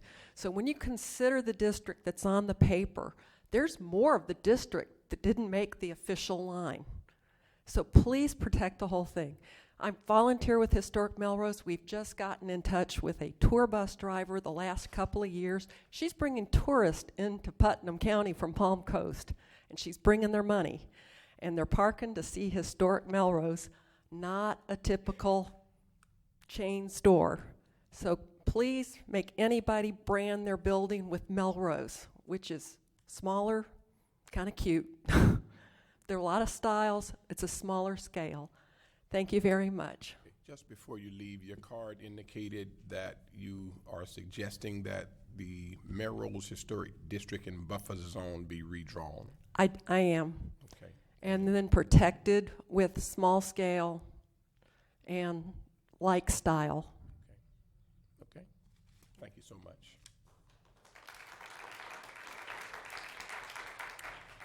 Our next speaker is Terry Brandt, and Rainey Burns will follow.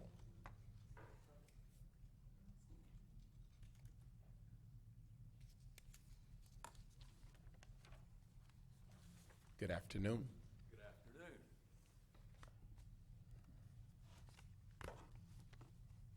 Good Good morning, Mr. Chairman and members of the Commission. My name is Terry Brandt, and I am a resident and property owner in Melrose. I and seven other residents, 6 of whom are also property owners, come before you today in objection to the proposed rezoning of the Chipini property, case number R15-002. We have submitted a 7-page objection and a follow-up 7-page addendum detailing new and heretofore unaddressed impacts, along with a supporting basis and several case decisions, also supporting our request for additional study. Since it's not possible to present and have fully considered our extensive pleadings in the time allotted, I am limiting my speaking time to less than 2 minutes and ask the Commission to hold any ruling on rezoning in abeyance until such time as the Commission has had the opportunity to fully study and consider our pleading, conduct any additional review, and if needed, to consult with the Commission attorney, Mr. Castleberry, on the points of law we have raised in objection. As to any questions you may have, we refer you to the pleadings for specific additional information and detail. I would like to raise one point, and that is, I think because the staff report undertook several different studies, including environmental study and the traffic study, they've opened the door to further consideration of what hasn't been said or studied. There's been no study or factual determination that would substantively demonstrate that any adequate consideration has been given to the preservation of Melrose's unique and evolving community, atmosphere, artistic base, historic value, natural surroundings, jobs, businesses, certainly not residents' wishes, physical environmental impacts, or impact of urban decay. And that's something that they opened the door with when they started talking about the fact that they have limited their report to conformity as being the only item studied. And there are all these other things that have not been studied and that should be studied in order to render a fair decision on this matter. And basically, if we listen to the attorney and we listen to the staff, there's no purpose to this meeting. You have nothing to consider. It's all been considered, and that's not true. It's just, I see I'm out of time, but anyway, what I'd like to close with then is to say that we refer you to the pleadings. Please look at them for additional detail. We thank you for your time, and we request that our pleading be admitted to the record and minutes of this meeting, and that the matters raised or any rezoning vote be considered as a subsequent time to be set by the Commission. Thank you. Chairman? Thank you, Mr. Brandt. I'm not aware of any pleadings having been filed, and I remind the board that it has to make its decision today based on the evidence presented here before you and made a part of the record. I'd like to respond to that. Okay, just before you respond, counsel, in our packets, there was a handout with the header objection to proposed rezoning. And it consisted of several pages. Matter of fact, it's 7 pages with the... That's what we're referring to as a pleading? Yes, sir. That's Yes. what he wants to be a part of the official record, sir. And it already is as It part is, of the package. it's a part of the record already, sir.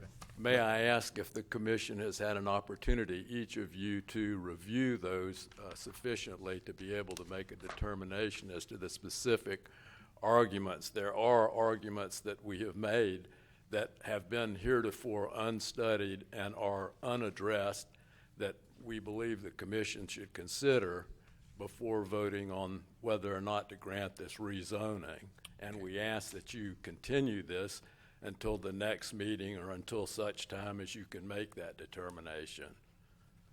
That is, I guess you really putting yourself back up into the interested party against, and obviously we've moved past that. I certainly have read the entire, all of the 7 pages and zoomed in even on all of those find signatures that authenticates the document. However, again, I don't know whether you all have a copy of that objection, and I'm sure that will be addressed again. They will maybe have some comments on that. But thank you so much. Yes, sir. With all due respect, though, if these things can't be considered, it doesn't seem like that would be fair or just. I thought that the public comment period and the interested party period, I started to, suggest that I speak during the interested party part of it, but I'd like this entered in the record, and if you can't consider it because of some specific limitation, I certainly don't have the time given to the attorney and to the planning commission. They spent, an hour or two with Mr. all Brandt, this. I've got 3 minutes. Two things. Number one, it is a part of the record. Okay. Number two, each of the commissioners individually had this information in time for it to be a part of the deliberations and the discussions when we get to that part. So be assured of that. Thank you. The fact that you all were organized, pull it together, again, as objectors, as a group, it is on the radar. Okay. Okay? Thank you very very much. kindly, sir. Okay. Yes, ma'am. Please come forward. Ms. Burns? Hi, I'm Rainey Burns. I live at 114 Myers Lane in Hawthorne. I've considered myself a Melroyd for about 15 years, and I would like to beg this commission to consider the impact of the decision that you are considering today. I'm not a city planner, I'm not a traffic expert, but I don't think I have to be to understand that when big box stores move into small communities, your community becomes a battlefield for corporate competition with each other. It has nothing to do with the needs of our community. Nobody in Melrose wants that to happen. All of the local businesses will be put out of business just the way they have been in every other place where Walmart and Dollar General and Family Dollar have come in.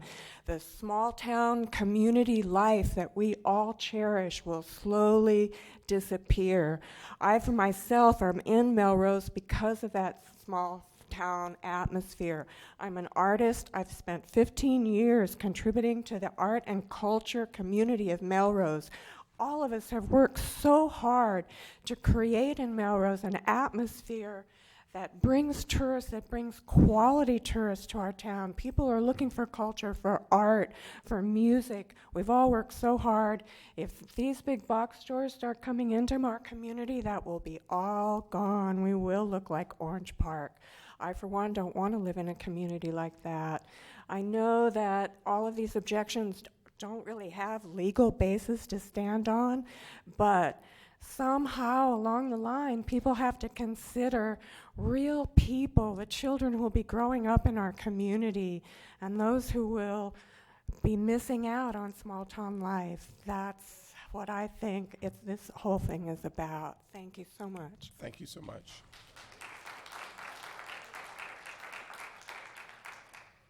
Ms. Madeleine Cajal. Cajal. Thank you.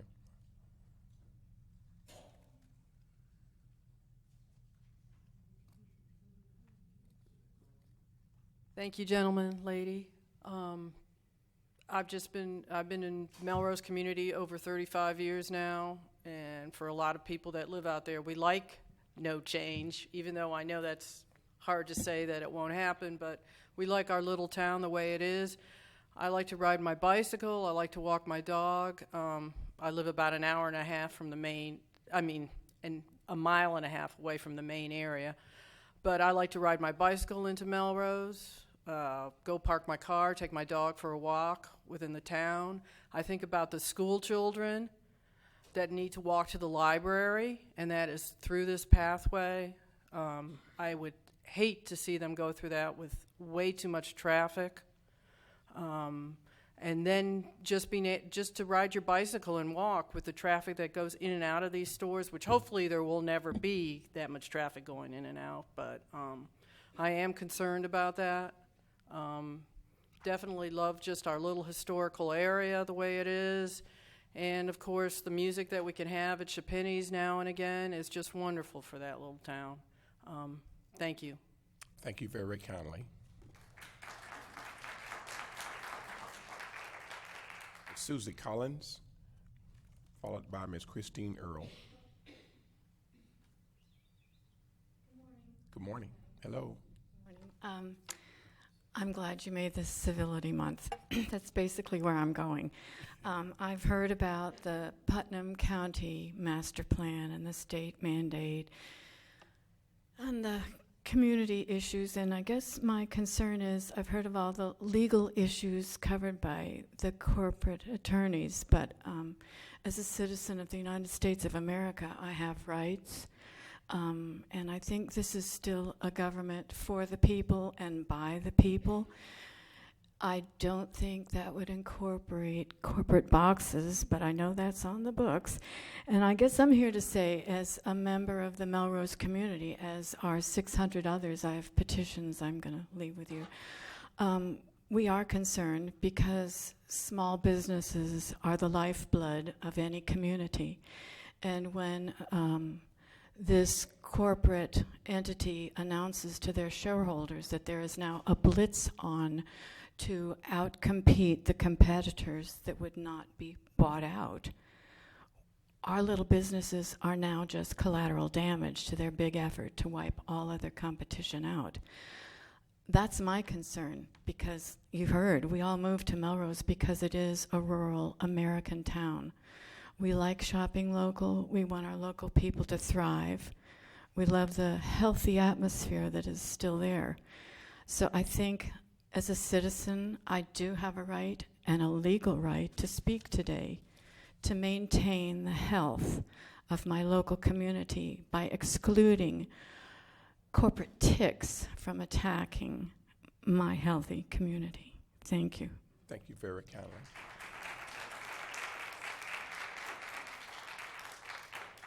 Ms. Christine Earl. Say you pass. Okay. Jean Kiesel. Please don't hold that against me.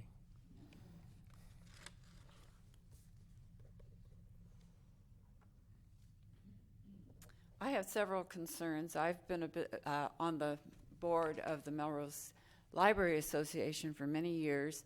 We have many school children who come to the library and they walk up 21 on the sidewalk, but with all the extra traffic, I'm wondering how easy that trip will be for them. Also, the traffic studies did not address anything about cut-through traffic through residential neighborhoods that are to the west of this proposed rezoning. I think it's a real consideration because there are no sidewalks on those streets, and it will increase traffic on side streets. I've also been on the Historic Melrose Board, and we have a consideration for the size and style of any proposed building on this site and would like to protect this historic area. I also might note that Melrose is largely a bedroom community, and there are at least 4 empty buildings right now, and I hate to see in the future more empty, abandoned buildings. Thank you. Thank you so much.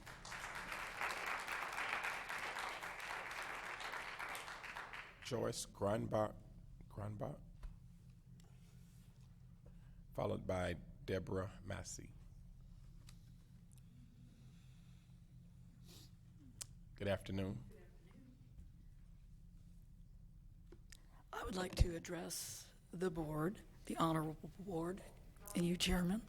I am not an expert by any means. Pull the mic up closer. They're not hearing this. My name is Kathy, or Joyce Gronbach. I live at 185 Ashley Lake Drive, Melrose, Florida. And I would like to share a letter that I had sent to each of the honorable board members yesterday to consider before you vote on this rezoning. As a registered and active voter and resident of Putnam County and Melrose since 1995, I would like to take this opportunity to implore the board of Commissioners to please vote no on the zoning that would allow the Dollar General Corporation to construct yet another commercial blight upon our haven of tranquility and sanity that we have thus far maintained in the wonderful community of Melrose.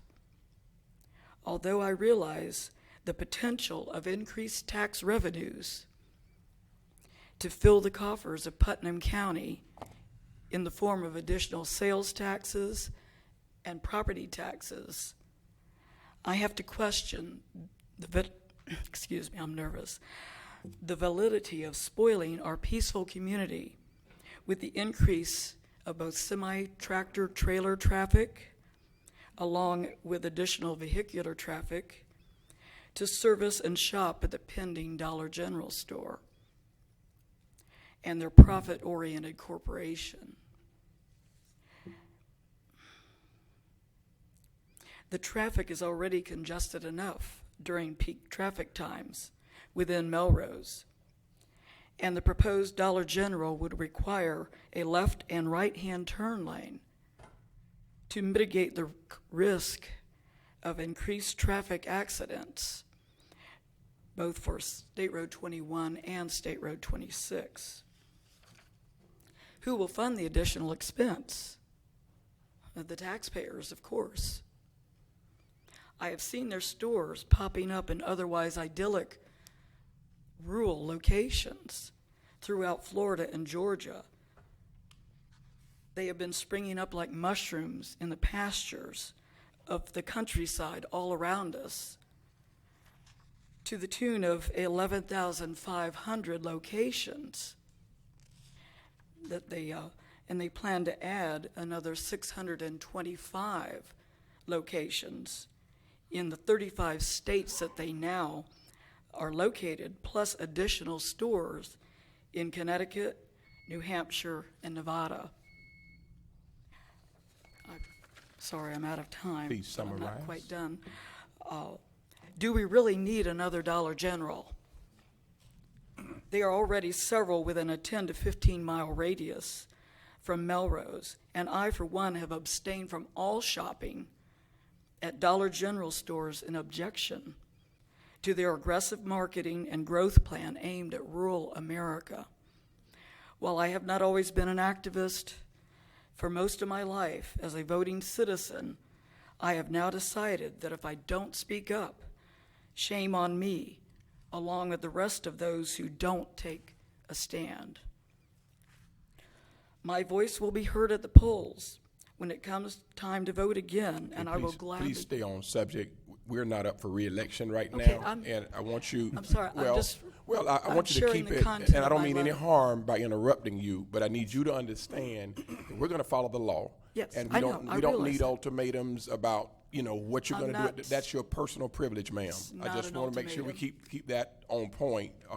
What I want you to do is to summarize what you're saying, because I also want you to know that none of us are soliciting any company to come into the community as far as a retail store. We want jobs, but please, let's make sure that we keep it on point.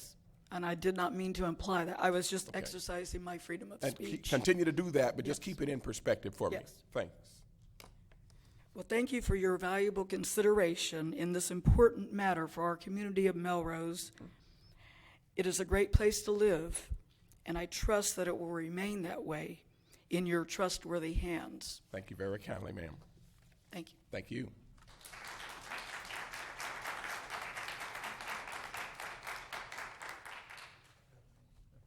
Hello again. Good afternoon. Deborah Massey from Melrose. I've lived there 14 years.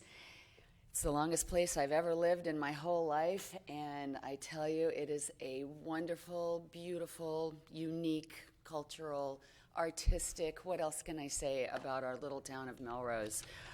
I come before you today because I feel like this is a wake-up call. We got word of this thing happening in our small town, and it got everybody's buzzing going on to try and figure out how we are going to save our small town. So I know that the people of, so many of us have signed a petition to make you all aware of how we love our town without bringing the corporate stores in our neighborhood. We understand you must resolve this parcel, but please consider another zoning category that could remedy the FLUM and save the site. It's called CPO, Commercial Professional Office Zoning for Business. It would allow a business like an office for a lawyer, doctor, realtor, or small business that is already there, and it would remedy the commercial zoning for that one block of FLUM. It looks like it would be the best decision right now, for the best option to save the small business, save the environment, save our historic trees, and save the citizens from having another unneeded, unwanted dollar store. We have been contacted by the University of Florida Law School students to help restructure our rural cluster.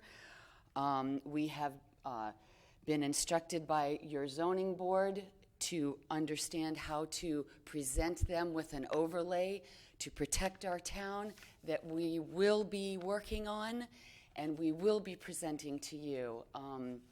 We have dragged our feet, and we are no longer going to do that. We want to save our town. And thank you so much for listening.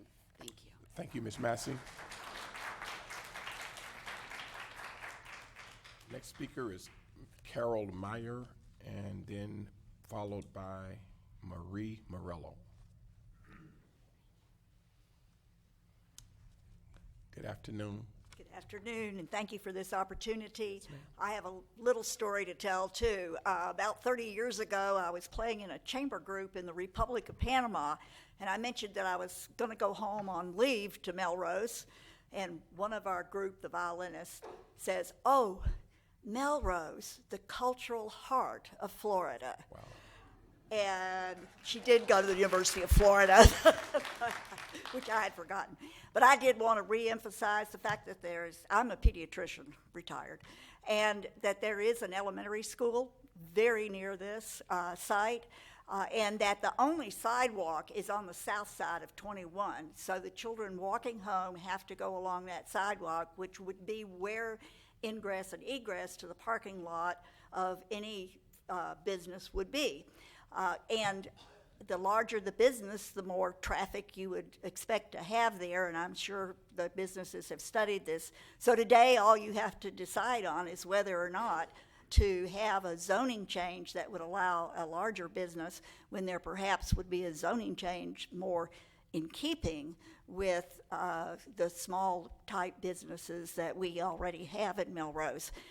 And to do that, the change will be irrevocable and always leave that possibility open. But now we have a slight chance to perhaps prevent that happening. Thank you very much. Thank you so much.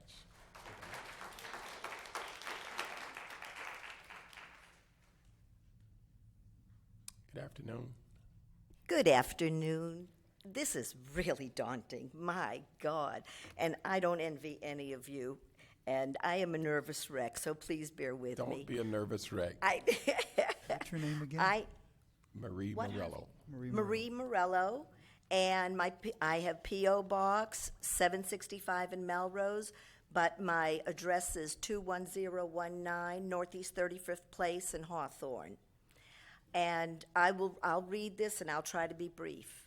Dear Commissioners, in regards to the flagged parcel in question on State Road 21 in Melrose, Florida, over 600 petitioners have made their desires, concerns, and needs cleared to the planners and the commissioners. We now know that there is another alternative that could rectify this ungodly situation that we are in. It is the CPO, Commercial Professional Office category, in addition to the other 4 categories that I'm aware of. The CPO ruling would allow us, in conjunction with the Putnam County Planning Department, to work on the overlay map that needs to be developed after this meeting in order to add the protection needed to safeguard our historic district. In addition, it would also save the small business owned by Lisa Logan that sits on the property now, save our historic trees that were planted over 100 years ago, protect our community from unnecessary pollution that will be caused by tampering with the property. And also, we spoke about the extra vehicles, which were cars and motorcycles, but nobody spoke about the semi-trucks that are going to be driving there every single day, dropping off beer, dropping off food, dropping off dry goods. So that is a huge issue. Can you just imagine semis turning the corner on 26 onto 21 right there at that intersection, and everybody trying to turn left there, and there's nowhere to go? It's just going to be such a bottleneck. There are Melrosians interested in purchasing this property. That would also give us a chance to go ahead and move forward with that. And I have to be honest, we don't want that store. It's unwanted, it's unneeded, it doesn't fit with our Melrose. We understand that you may have to pass this rezoning issue today. It's completely understood. But for us, morals and ethics have to come into the mix. Where do the needs of all come into play rather than the wants of so few? Do we allow these big box stores of any kind to infiltrate our area when clearly they are not wanted or needed? Do we crumble to the possible threats that they might propose? Do we fall by the wayside and just give over to it? I hope not, and I pray not. Do what each one of you would be most proud of when you look in the mirror each night and you go to bed and dream those sweet dreams. You are supposed to be representing a government by the people, for the people, and of the people, and corporations and big box stores are not people. We are people.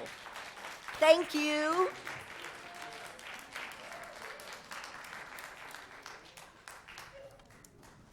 Our next speaker is Jill McGuire. Jill McGuire, followed by W. Page Osgood. Good afternoon. How do I follow that? Yeah. I'm Just Jill. say amen. Hallelujah.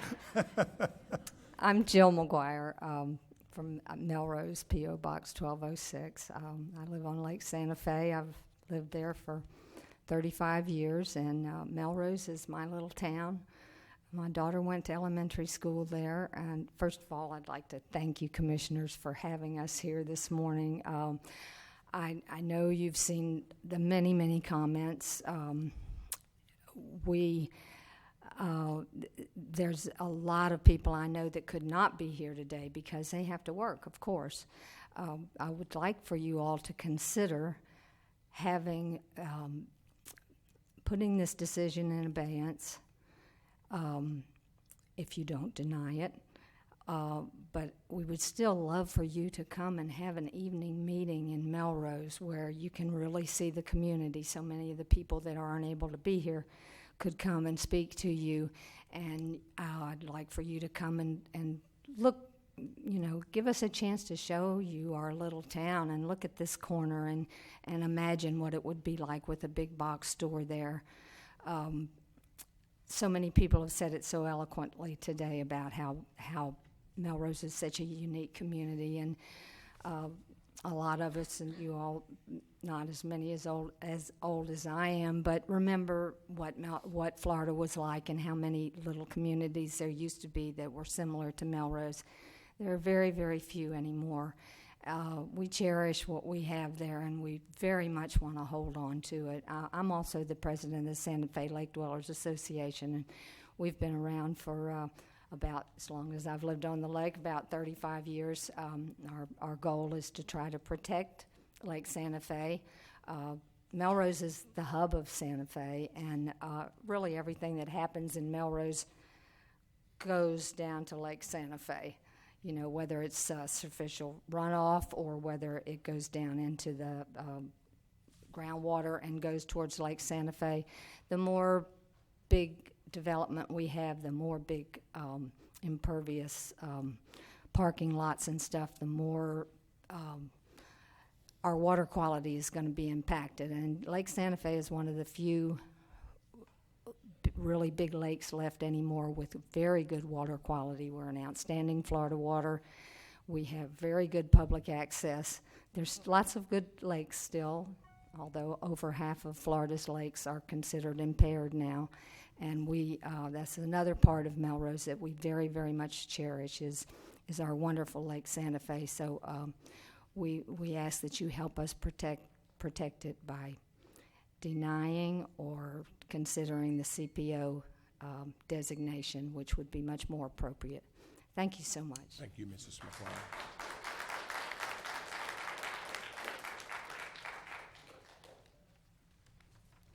Good afternoon. I think I bring in a little different element. I am a second-generation Floridian. My husband and I chose Melrose 2 years ago to live in. We are currently selling our home in Jacksonville. We chose this town because of the historical feel, but also importantly, as she emphasized before me, the quality of the lake, the spring-fed lake, the historical feel, the area in which it is now. I understand today has been such a learning experience upon what you guys have to do today and what you vote on and what you don't put in as personal opinion when it comes to the law.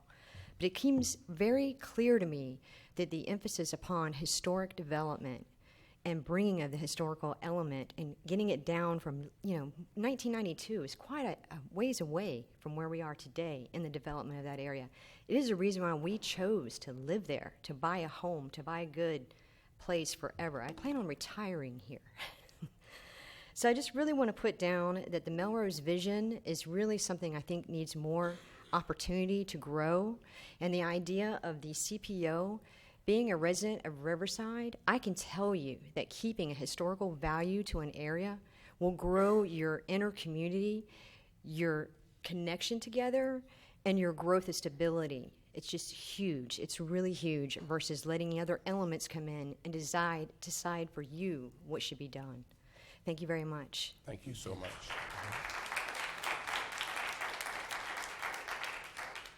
It's Gloria Schaefer, followed by Miss Gloria Sheffield.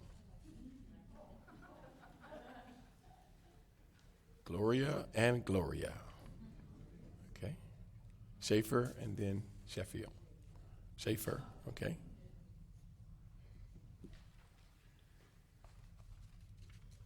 Good afternoon. Good afternoon. Thank you. I am Gloria Schaefer, 718 Seminole Ridge Road, Melrose, Florida, for 37 years. I've loved everywhere I've lived, but Melrose is the best to me, and I want to keep it that way. Yes, ma'am. And that's why I'm here. I want to let you know that when I first heard about this, I was really concerned with this property and what was going to go on it being so close to the light. You could walk in a half a minute from the property site to the light. And I was concerned about the children at going to school and coming home from school. And I heard about the library, and that's so true because I've seen them walking there. So this, to me, the traffic was, sorry about that, but the traffic is the first thing that hit my mind because we know how long we have to wait, how long we used to have to wait. And the traffic is really, really, at times, really bad. So, with the school and the traffic and the proximity to the light, it's just not a place for the big box. Melrose, I want to say from my notes, which I sent to you, There's so many reasons we want to stop the commercialism in Melrose. We do not want, as they say, the big box stores. I emailed you when I tried to go from the Melrose post office and go to Williamson's grocery store. I had to wait for the traffic from the south, going south. I had to wait and wait and wait, and I finally got on. Now this is what, 200 feet? I don't know. And to turn into Williamson's, I had to wait for a whole lot of traffic. This was before lunchtime. So I did let you all know about that. Then I came home from Gainesville about 10 days ago, and all the traffic ahead of me coming home on 26. I couldn't count the cars because I was watching the traffic, but there must have been 20 cars ahead of me all coming into Melrose. So I'm just asking that I did not know about the CPO, but that sounds a lot better, and I hope you consider it. I thank you for listening, and I thank you very much. Thank you very kindly.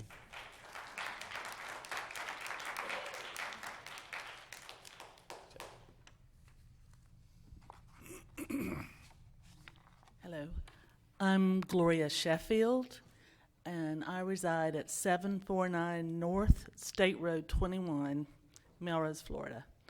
I would like to ask you to postpone your decision. It sounds like we need to do some work, and that's on us, but we need to do some work on our historical district definition, and we need to do some work on how we can, when building happens, when development happens, we can ensure that it matches our town, that it fits in with the beautiful town that we have. So that's my request to you. Thank you. Thank you so much.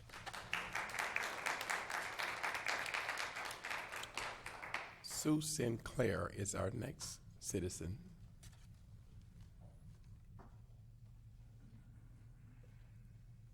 Good afternoon.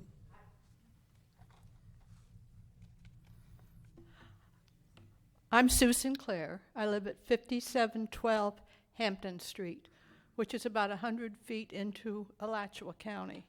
But it's close enough to the middle of town that I walk to Chiappini's every morning at 7 o'clock for a cup of coffee and to pick up the paper.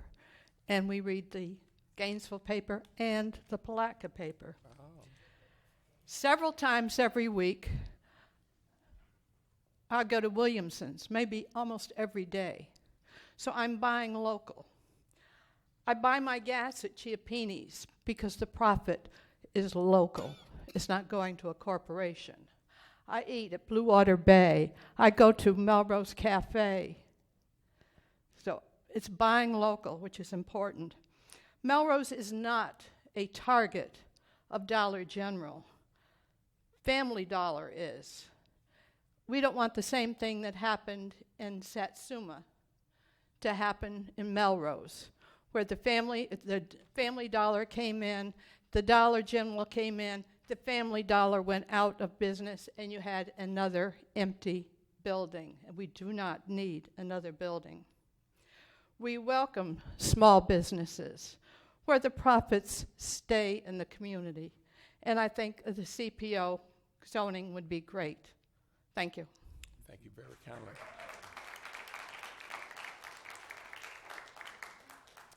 Ms. Sarah Vines.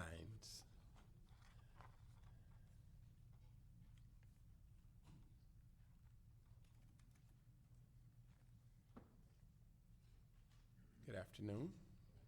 Welcome. My name is Sarah Vines. I live at 8379 State Road 100 in Melrose, Florida. I'm asking you to vote no to the zoning variance to change the zoning from residential to C2. Instead, I ask that you vote to either hold off your vote on this or to consider the commercial professional office zoning. According to the Land Development Code, Section 103, The county is supposed to provide for orderly growth, which won't add to or create traffic congestion, and will promote civic amenities of historic, beauty, and visual interest. This is taken from your own website. Rezoning to CPO would be better than the zoning to C2 for several reasons. Currently, there is a business on this property.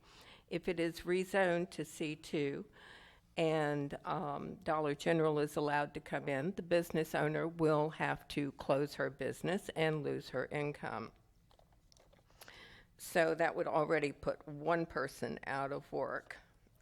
Should new construction ever be undertaken on the parcel, under CPO, the square footage of any future business would be smaller than C2, which is more in keeping with our community. There's already an elementary school, a convenience store, 2 gas stations at the intersections of State Road 21 and 26. The parcel in question is just one down from the intersection, and it will be right next door to a building that is already on the historic registry, even though it's not in our historic map. The size of a building allowed under C2 is vastly larger than CPO, and the concern is the traffic generated by that size of business. There are also several trees over 100 years old on the property that would have to be removed if a larger building were ever to be built at some point in the future. CPO most closely fits the businesses currently in operation in our community and is a perfect fit with the business currently on that site. A designation of CPO would be in keeping with the Land Development Code provision to promote Melrose's historic nature and the beauty of our old Florida small village feel. People relocate to, live in, and visit our community for our historic nature, our old Florida small business village feel, our arts, our music festivals, and we take pride in our locally owned small businesses. We want more of them. I ask you to assist us in keeping Melrose a community where business can thrive within a historic artistic community, and either deny the variance, postpone voting, or vote to zone the partial commercial professional office. Thank you.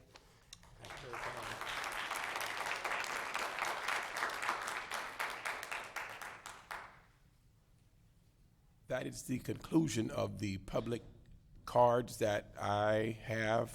Are there some others that were submitted that did not make it? Please come. Okay. Fill out a card, please, if you don't mind. If you do mind, then don't come on anyway. Yes, ma'am. Please come forward. You spoke earlier, but you can speak at this time. State your name again for the record.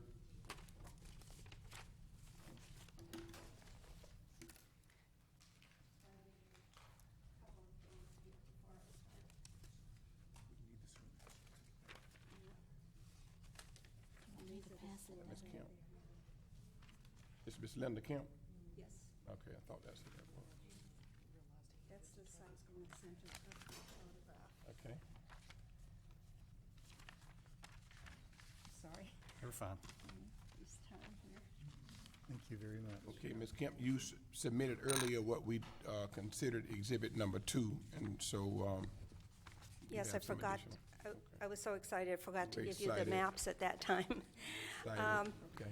So anyway, I'd like to give you a little background about what's been going on in Melrose. My name is Linda Kemp, 25411 Northeast State Road 26 in the center of Melrose.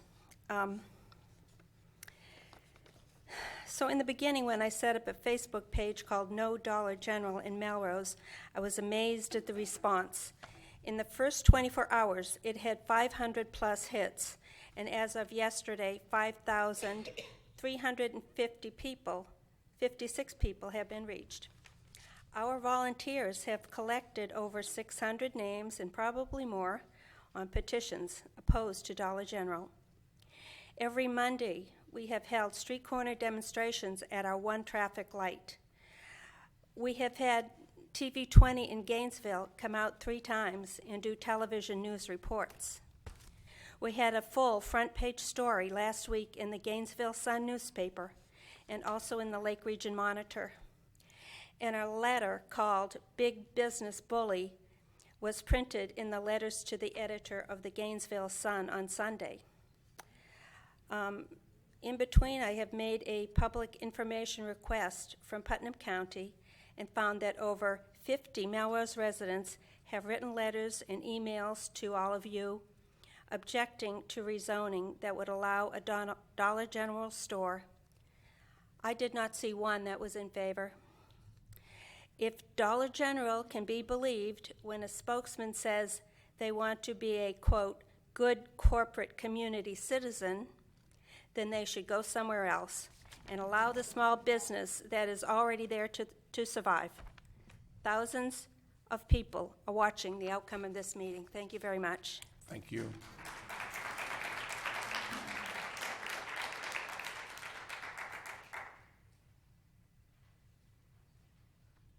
Jim Santangelo.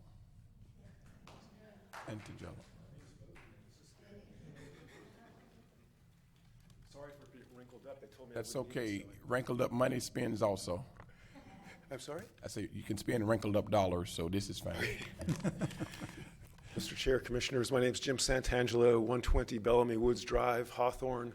I'm a 33, a resident of Melrose. Despite the Hawthorne address, for some reason, I'm a mile and a half from downtown Melrose and 9 miles from Hawthorne. But I'm also retired 32 years from Alachua County government. I was a public servant, wound up being the department director for court services, spent hundreds of hours of my life at county commission meetings, and one of my retirement goals 2.5 years ago was to never attend a county commission meeting again in my life. I even had a shirt that said no meetings ever.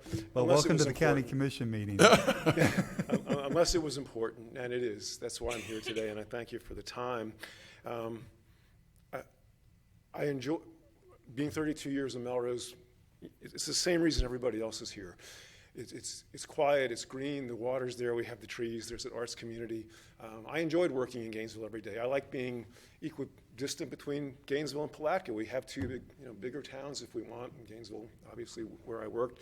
The best part of every day, whether I was leaving work or meeting friends for dinner or a play or something, was to come home, hit that intersection of Melrose, and get back into the green space that my wife and I have lived on for over 30 years. And another draw are the businesses in the community. You've heard about Chiappini's. Our businesses have been there for at least a quarter of a century or more. There's Williamson's, there's Chiappini's, there's Melrose Cafe, Blue Water Bay, Dr. Marshall's optometry office. They're all local, small businesses run by people. And having spent 32 years in the criminal justice system, I'm not a big believer in coincidences.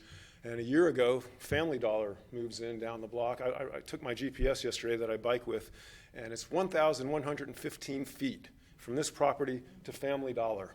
And now, lo and behold, the elephant in the room, we're not supposed to talk, because this could be anybody in that red spot coming in, not necessarily Dollar General. I wonder who hired HWC. I don't know who hired HCW. Coincidentally, they're going to come in. Somebody maybe is going to come in 1,500 feet away from Family Dollar and give us another store we don't need or want. To talk about jobs coming into the community. We've got jobs in our community. Yes, you can always use more, but if a big store comes in like this, the small businesses are going to lose people. People at Williamson's, at Aces Hardware that's been there forever are going to be laid off. Probably everybody at Family Dollar is going to get laid off. Like people said, I know you have an agenda. Believe me, I know them. I've sat through so many of them, and you have to go to the point of order. I would ask if you could delay. I know you can't just change what the zoning's about because it wasn't applied for, but back up and punt and maybe come talk to us as people have suggested. I thank you for your time. Thank you so much. Thank you.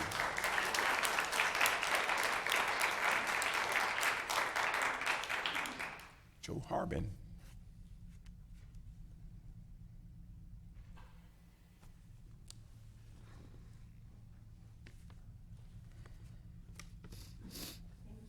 It's been a long day, so I'll be very, very brief.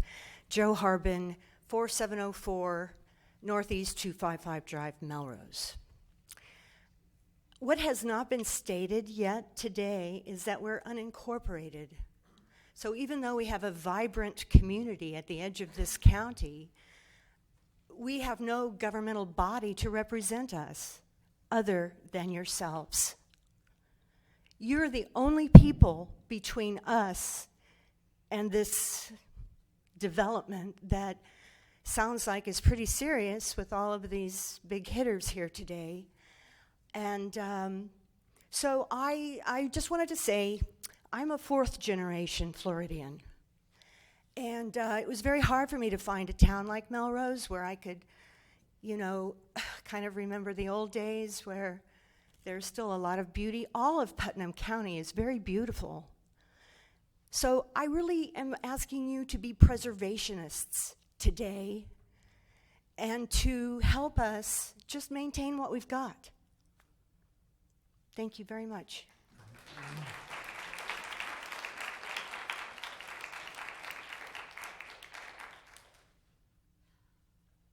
Final call for any public input. Just one quick comment for all of my public county commissioners. Just wanted to let you know that State you your are name again for the record. Deborah Massey. I am with Vice President of the Melrose Business and Community Association, and I would like to invite all of my commissioners, my Putnam County commissioners, to our evening meeting, June 9th, 5:30, good old town hall meeting. Come see our residents, see where we are, see where we live, and come let us thank you. Thank you again for the announcement.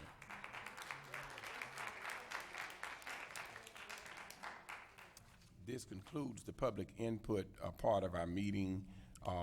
Just before we move forward, I'd like for the Director of Planning and Development to come for just a brief moment. And I want you to help all of us to understand why we cannot meditate on or consider CPO, because that is certainly not the application, but I just want the record to reflect why we are considering only what is before us. Well, I'm sure the applicant's attorney will expand on that issue, but it is not the request that they made. We're reviewing the request they made, and based on what's around it, the existing zonings around it, C2 fits in with the parcels that are adjacent to it, north and south. It does make sense from our standpoint. As far as speaking to what the applicant is willing to do, that is for the applicant's attorney to do. Exactly. Thank you so much, Director. Yes, sir.